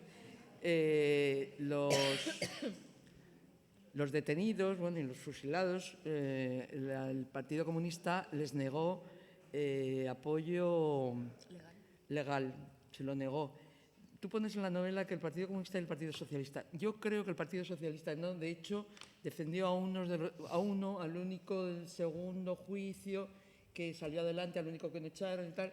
El defensor era de un despacho del Partido Socialista. Pero el Partido Comunista lo negó radicalmente y además hizo ostentación de que no se podía apoyar a los terroristas. Y yo vuelvo a decir lo que ha dicho ella, se apoyó el 2001. ¿Por qué negarles a estos pobres, porque en este momento eran carne de cañón, por qué negarles el apoyo legal? Bueno, pero es una reflexión mía. Bueno, no querían defender a personas que tenían delitos de sangre, ¿no? Hay una carta que yo tengo en casa que manda Gregorio Peces Barba. Es que intento acordarme, creo que se la manda al padre de Mayoral, me parece recordar, explicándole por qué no tienen causa, ¿no? Por qué no van a defenderlos. Es muy interesante también porque hace como la conferencia episcopal, una serie de equilibrios muy extraños en esa carta.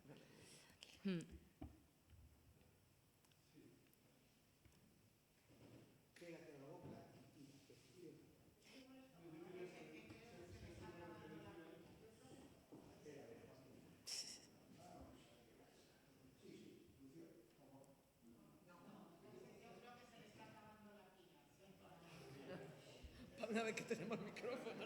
Posiblemente. ¡Va!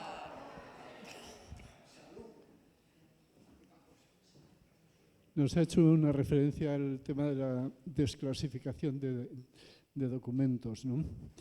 Y bueno, han pasado 50 años de este episodio y han pasado de sobra los 50 años respecto a todo el movimiento del FRAP y tal. Y yo quería saber en qué medida, bueno, primero si esa desclasificación se ha producido ya y en qué medida la consulta de algún documento de esta época, por ejemplo, todo lo relacionado con los procesos donde fueron condenados estos militantes, pues aportan alguna luz nueva, ¿no? Que a lo mejor no lo sé. Y luego en el libro me ha resultado curiosa, frente a la reacción de la funcionaria y del cura y tal, la reacción del militar o del militar que estaba al mando del campo en ese momento y que parece que no te dio ninguna facilidad, ¿no? O no le gustó tu presencia por allí. Entiendo que el militar, no sé quién era, pero supongo que no tuvo ninguna relación, por edad no pudo tener ninguna relación con ese asunto y bueno, habían pasado ya unos cuantos años, ¿no? Como para mostrarse hostil, digamos. Bueno, o sea, yo para llegar a entrar hasta el campo de tiro donde está el talud donde los fusilaron, lo primero que hice fue escribir a un amigo que es que no me sé bien ahora su rango, ¿no? Pero es como un alto mando, ¿no? Pero él es de la Marina.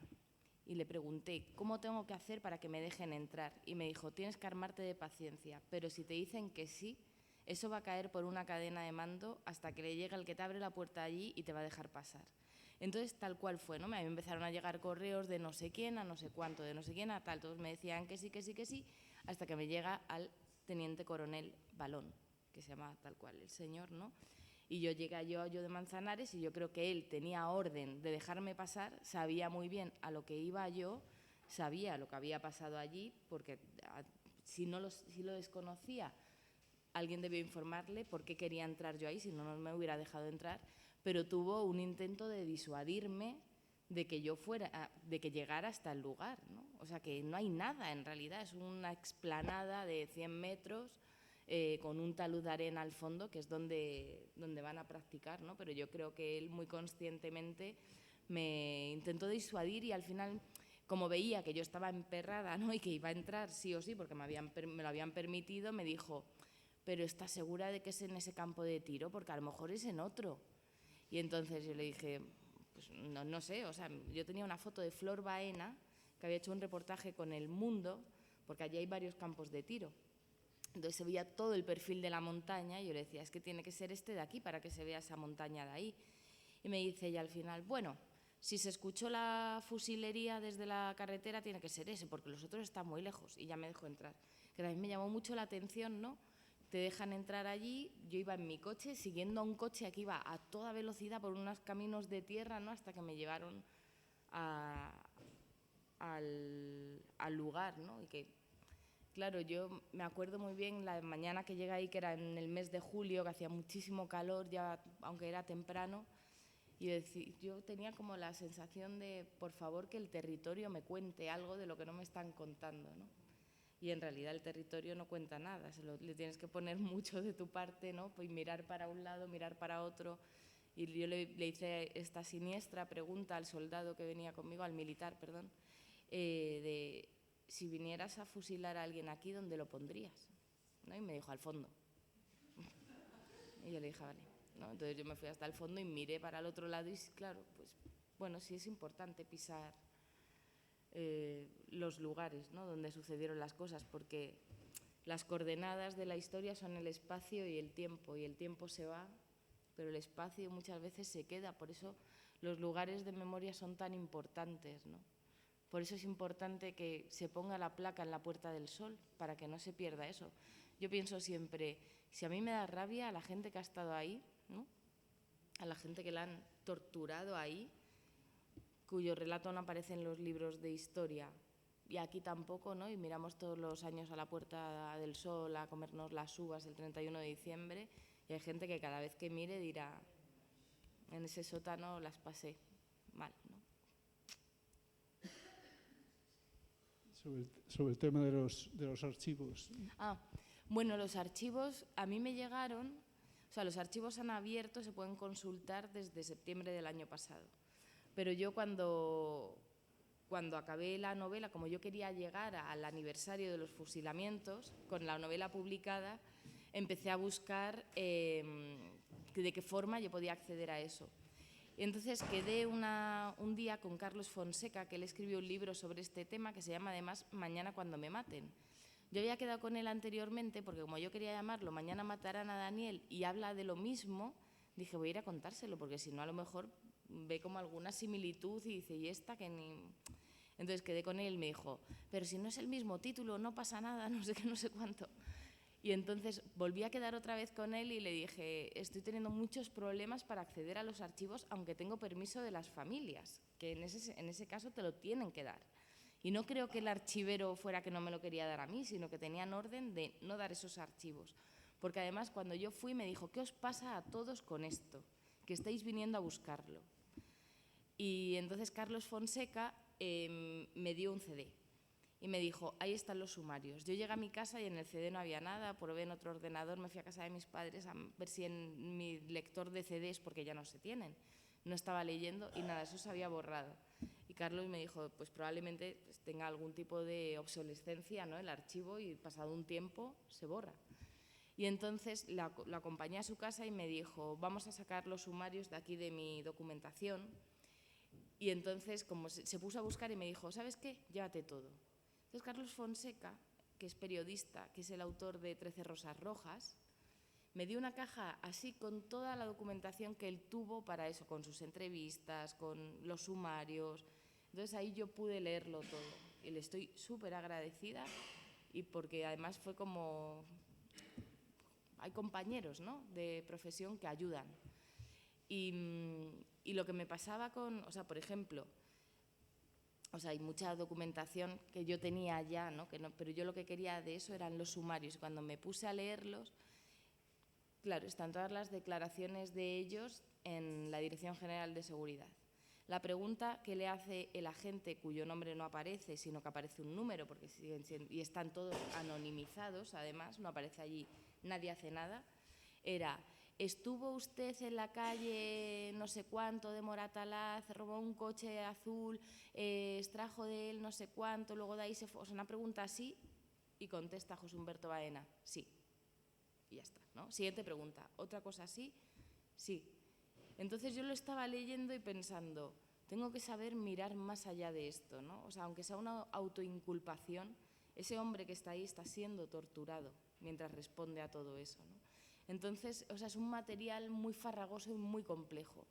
Y con respecto a los consejos de guerra, que también pues aparece ahí todo el apuntamiento que hacen, ¿no? Cómo fueron echando a todos los abogados de la sala, cómo no se presenta ninguna prueba ni balística, ni de arma, ni se rechazan a los testigos, etcétera.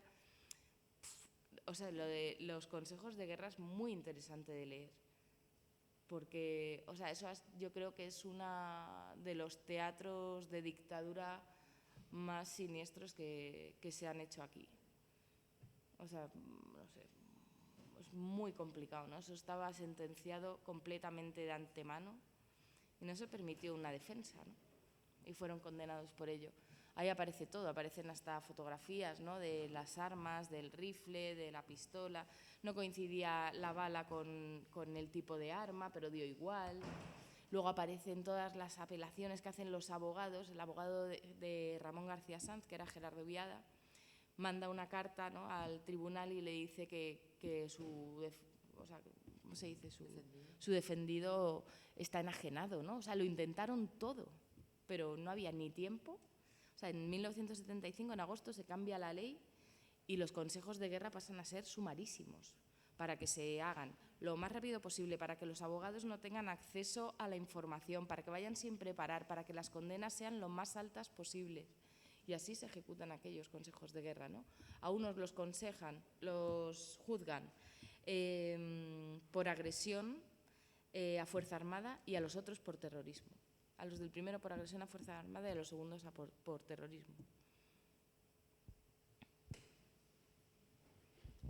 Dos breves comentarios. Uno, tratando de explicar por qué creo yo que el Partido Comunista no defendió a los encausados, por la sencilla razón de que el Partido Comunista sí que estaba realmente en la oposición de la calle, en las fábricas, en la universidad. Era un partido comunista y podía ser fácilmente identificada esa defensa con la tesis de la dictadura, que todos éramos terroristas. Yeah. Esa es la explicación. Es decir, el Partido Socialista entonces se reducía a 1 o 2 despachos de bufetes. Yo no vi nunca, en mi experiencia vital, personal, ni en la cárcel de Carabanchel, donde estuve, ni en la Dirección General de Seguridad, en los sótanos donde estuve, ni en la facultad mía, en las asambleas, nunca a nadie del Partido Socialista. Había algún profesor, algún bufete y tal. Ellos no tenían tanto problema y contribuyeron desde su posición a aquella lucha democrática, pero no tenían problema ninguno en defender precisamente, bueno, los bufetes que defendieron a Marcelino Camacho, por ejemplo, pues fueron de gente de la democracia cristiana como Ruiz Jiménez y Peces Barba, por ejemplo.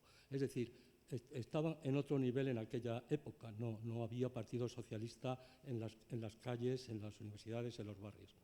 Y la segunda precisión era el tema del papel del FRAP y de ETA en la lucha contra la dictadura y lo que es peor, en la transición hacia la democracia, porque ahí sí todos recordaremos que tanto ETA como el FRAP siguieron matando cuando ya había democracia y impidiendo ETA, desde luego. ETA sí, pero el FRAP no. ¿FRAP no? Bueno, pues me rectifico. Yo creo que hubo algún atentado o algún grupo... bueno, no fue el FRAP. Fue es que el FRAP, el Grapo. El Grapo, esto es, sí. Bueno, son grupos paralelos, yo perdón por la confusión, no fue el FRAP. Pero es decir, estos grupos que predicaban la lucha armada, el Grapo efectivamente fue, no el FRAP, y ETA, hicieron como poner, en fin, cadenas para que no avanzara la democracia con todos aquellos atentados. Y por lo tanto, bueno, las dos cosas se pueden unir. Realmente, a mí no soy partidario de las teorías conspiratorias y no creo que hubiera ninguna intervención muy sistemática de la dictadura en esos grupos, entre otras cosas porque la dictadura y sus fuerzas policiales eran bastante cutres y poco profesionales.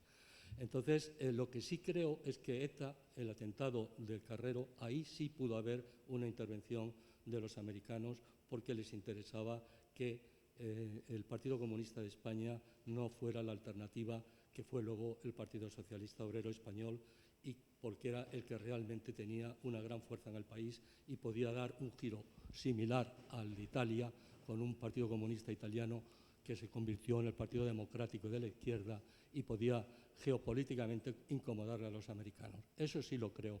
En el FRAP no lo creo. Esos son mis comentarios. una palabra. Yo creo que lo vamos a dejar, que las palabras.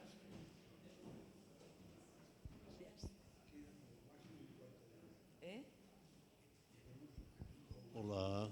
Hola. Lo vamos a dejar porque tenemos que hacer el cierre. Se Vamos, me oye. la última palabra. Se me oye. Vamos a ver. Sí, oyendo un poco todo esto, me lleva un poco personas, jóvenes de 20, 21 años, que es realmente cuáles eran los niveles de contagio que les llevaban, aparte de las directrices que tuvieran. Entonces, en la página 28 del libro del Random, me parece que hay una descripción curiosa que por lo menos para mí me significa bastante, y leo algo así como... Perdona, pégate bien el micrófono a la boca, porque si miras para otro lado, la hemos liado. Sigue el micrófono con tu boca, gracias. Sí, entonces dice, también intento asombrarse cuando vino la policía hace unos días buscando por qué había huido de una manifestación. Dice, ella cuando vio todos esos libros que aparecieron escondidos en la habitación del hijo, el libro rojo de Mao, el origen de la familia, la propiedad privada de Engels, la madre de Gorky, quizá aquella profesora de filosofía de bachiller ya le metió todas esas ideas en la cabeza, le hizo dudar de todo, cuestionarse las cosas, y si no, ¿por qué había dejado su hijo de creer en Dios? O el profesor de la escuela, aquel galleguista del Instituto Santa Irene. Ahora le recuerda sentado a esa misma mesa diciéndole a los ojos azules y atónitos de su hermana que ellos eran una familia de pequeños burgueses y por eso no podía ser, que si la igualdad, si se había que repartir. Y me quedo con una frase, todo esto me lleva un poco a una cuestión que tú has planteado al principio, es ¿qué papel uno jugaría en esta situación? Y ahí lo dejo. Has empezado hablando de ese tema. ¿Por qué jugaríamos en una situación de dictadura? Yo también, porque no lo sé, ¿no? O sea, afortunadamente, lo digo, no lo sé. Yo creo que a veces hay que verse en ciertas circunstancias. Desde luego, este libro no hubiera podido ser publicado, ¿no? Ninguno de mis libros habría podido ser publicado, ni siquiera los poemas que hablan de cosas íntimas de la vida de una mujer hubieran sido publicados en una dictadura porque irían contra la moral. Entonces, pero bueno, ¿a dónde me llevaría la rebelión contra que yo no pudiera expresarme libremente? No lo sé, creo que soy un poco cobarde para meterme en algunos lugares. No lo sé.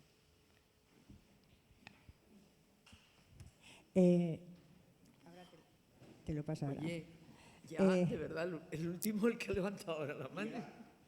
Miguel Ángel la levantó la mano después, Celia. Luego se lo pasas a Miguel Sí, Ángel. pero que pasa a Celia, Miguel Ángel sí, y punto. sí, de acuerdo. Perdona, y finalizamos con Miguel Ángel porque nos van a echar aquí con agua caliente. Venga, vale. Simplemente quería leer un pedacito de un párrafo que tú escribes que dice: todas las dictaduras dejan cosas distintas. En España, desmemoria crónica, casos cerrados, ninguna comisión de la verdad, archivos tachados, desaparecidos, quemados, ocultos, muertos que no fueron juzgados y muertos que no recibieron justicia. Todo el dolor siempre en la página de atrás. Muchas gracias. Gracias a ti por leerlo. Bueno, referido a cómo se vivía la lucha armada de unos grupos en referencia a cómo se vivía la militancia, por ejemplo, en el PC, había un sitio donde coincidíamos, que podían ser las cárceles, y el otro sitio eran los batallones de castigo. En la mili nos llevaban a campos de trabajo forzados. Y la mitad éramos del PC y la otra mitad, bueno, en mi ficha ponía filocomunista, no ponía comunista. Y la otra mitad, por los apellidos y tal, o Díaz y tal, eran de ETA. No nos llevábamos bien. Es más, sois unos putos equivocados. era cuando Carrero, primero echan la culpa, tenía que ver con 1001 y con tal, y los comunistas, y nos llaman al día de declarar, que no sabíamos nada. Luego ya, no, es que es ETA, y pasan unos y tatuca y me da risa, y llegan los otros. Nosotros les decíamos, pero ¿cómo se os ocurre acabar con la dictadura con 4 pistolas frente a todo esto que es un ejército? Y ellos se reían de nosotros y nos decían, ¿y vosotros, ingenuos, queréis acabar con la dictadura con una huelga general política si sois 4 gatos en todo el país? Desgraciadamente, los dos llevábamos razón.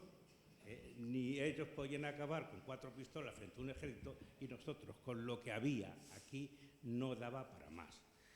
Yo me acuerdo de aquello porque me salva un libro que es escrito en España, de Dionisio Ridruejo. Cuando me registran y tal, pues aparece allí un libro escrito en España y entonces un militar, para salvarme de eso, dice, joder, claro que es político, coño, pero de los nuestros, joder, de los nuestros, si no reconocemos ni a los nuestros, ¿qué vamos a hacer ya?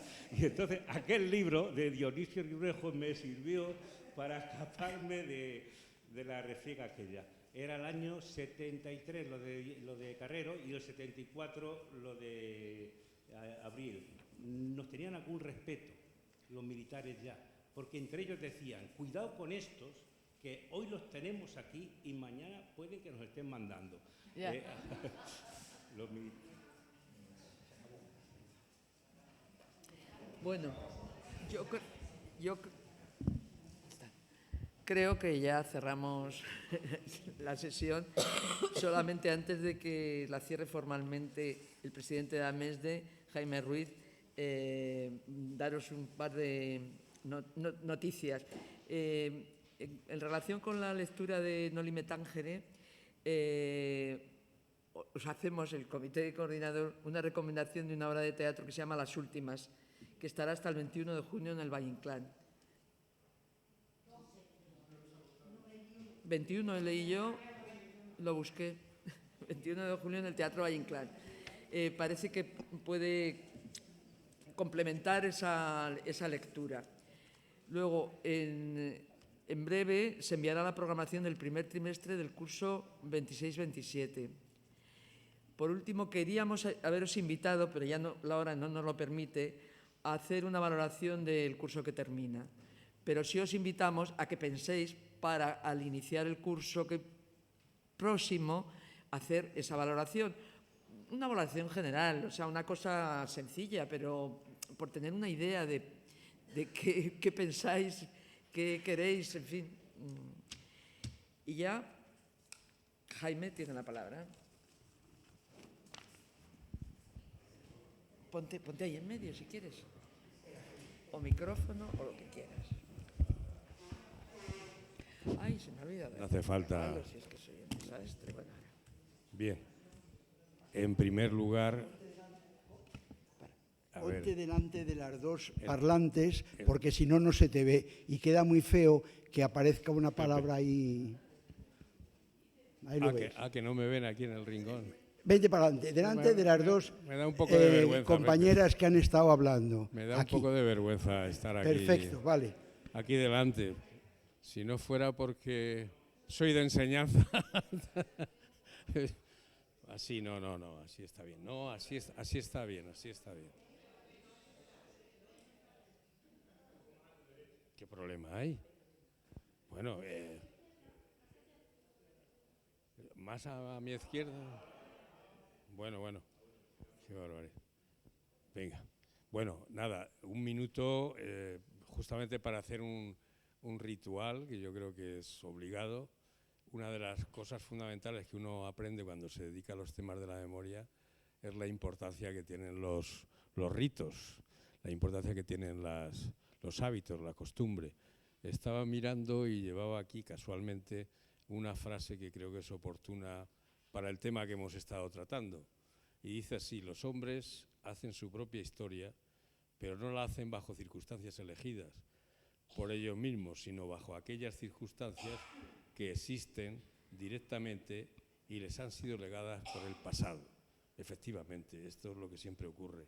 cuando contamos una historia, cuando nos acercamos a la sociedad en la que estamos, si queremos entenderla, pues tenemos que entender las circunstancias en las que se produce la actividad. Yo creo que en una asociación de memoria como la nuestra, siempre hay que insistir que somos nosotros los sujetos de la historia y, por lo tanto, responsables del resultado de lo que ocurre en nuestro tiempo y en nuestro espacio.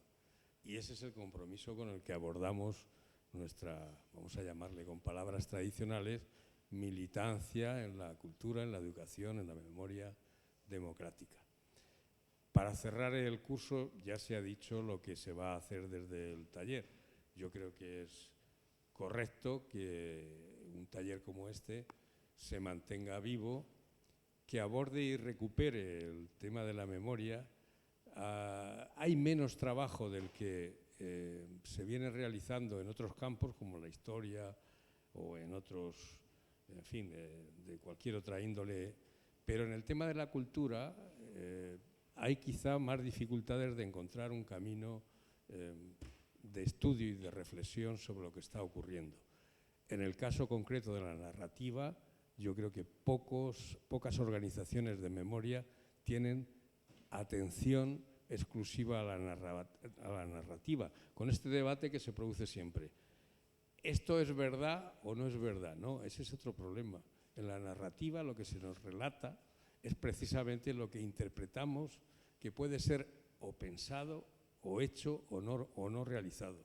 Lo que nos falta en el país no es narrativa, lo que nos falta en el país es aplicar el derecho internacional humanitario, el derecho a la verdad de lo sucedido, para que sea un derecho que puedan ejercer no solamente las víctimas, sino los pueblos que han padecido cualquier crimen general, como la dictadura en nuestro país, y además que se conozca para que las nuevas generaciones tengan un bagaje, como aquí se ha señalado, que hoy se puede tener.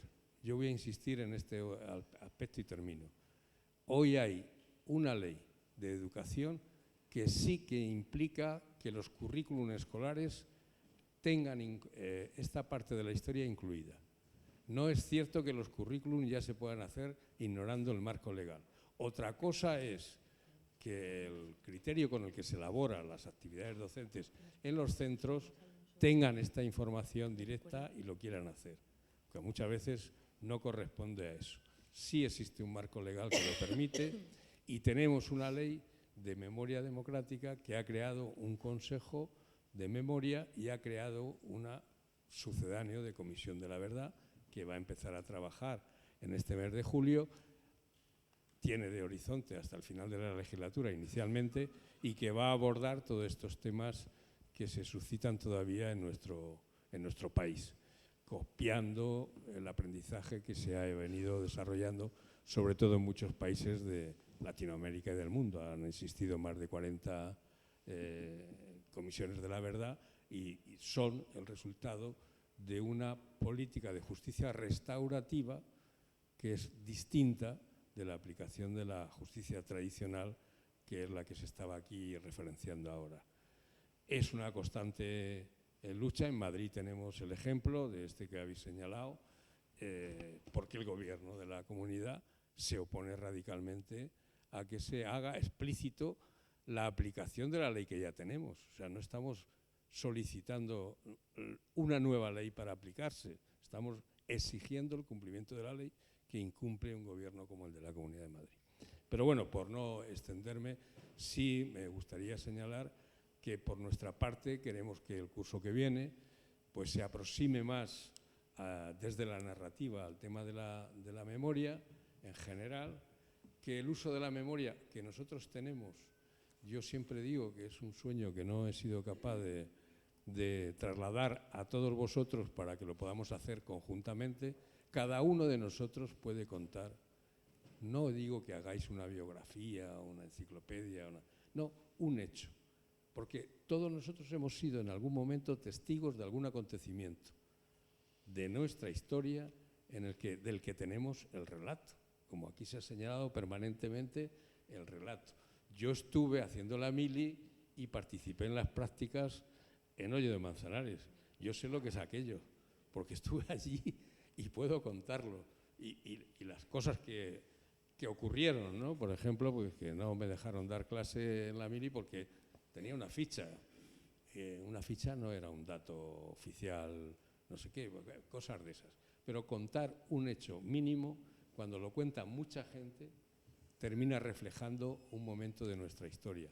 Y ese carácter vital y ese compromiso de trasladar la experiencia vivida es algo que en nuestra educación, en nuestro país, no hemos tenido. Todavía nos sigue dando vergüenza hablar de nosotros mismos y contar lo que hemos conocido en nuestra existencia.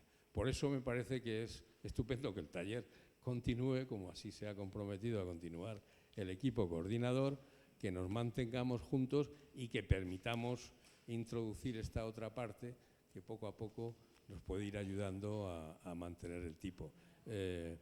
Hay una comida, para los que quieran, de final de curso el día 24 en el Círculo de Bellas Artes.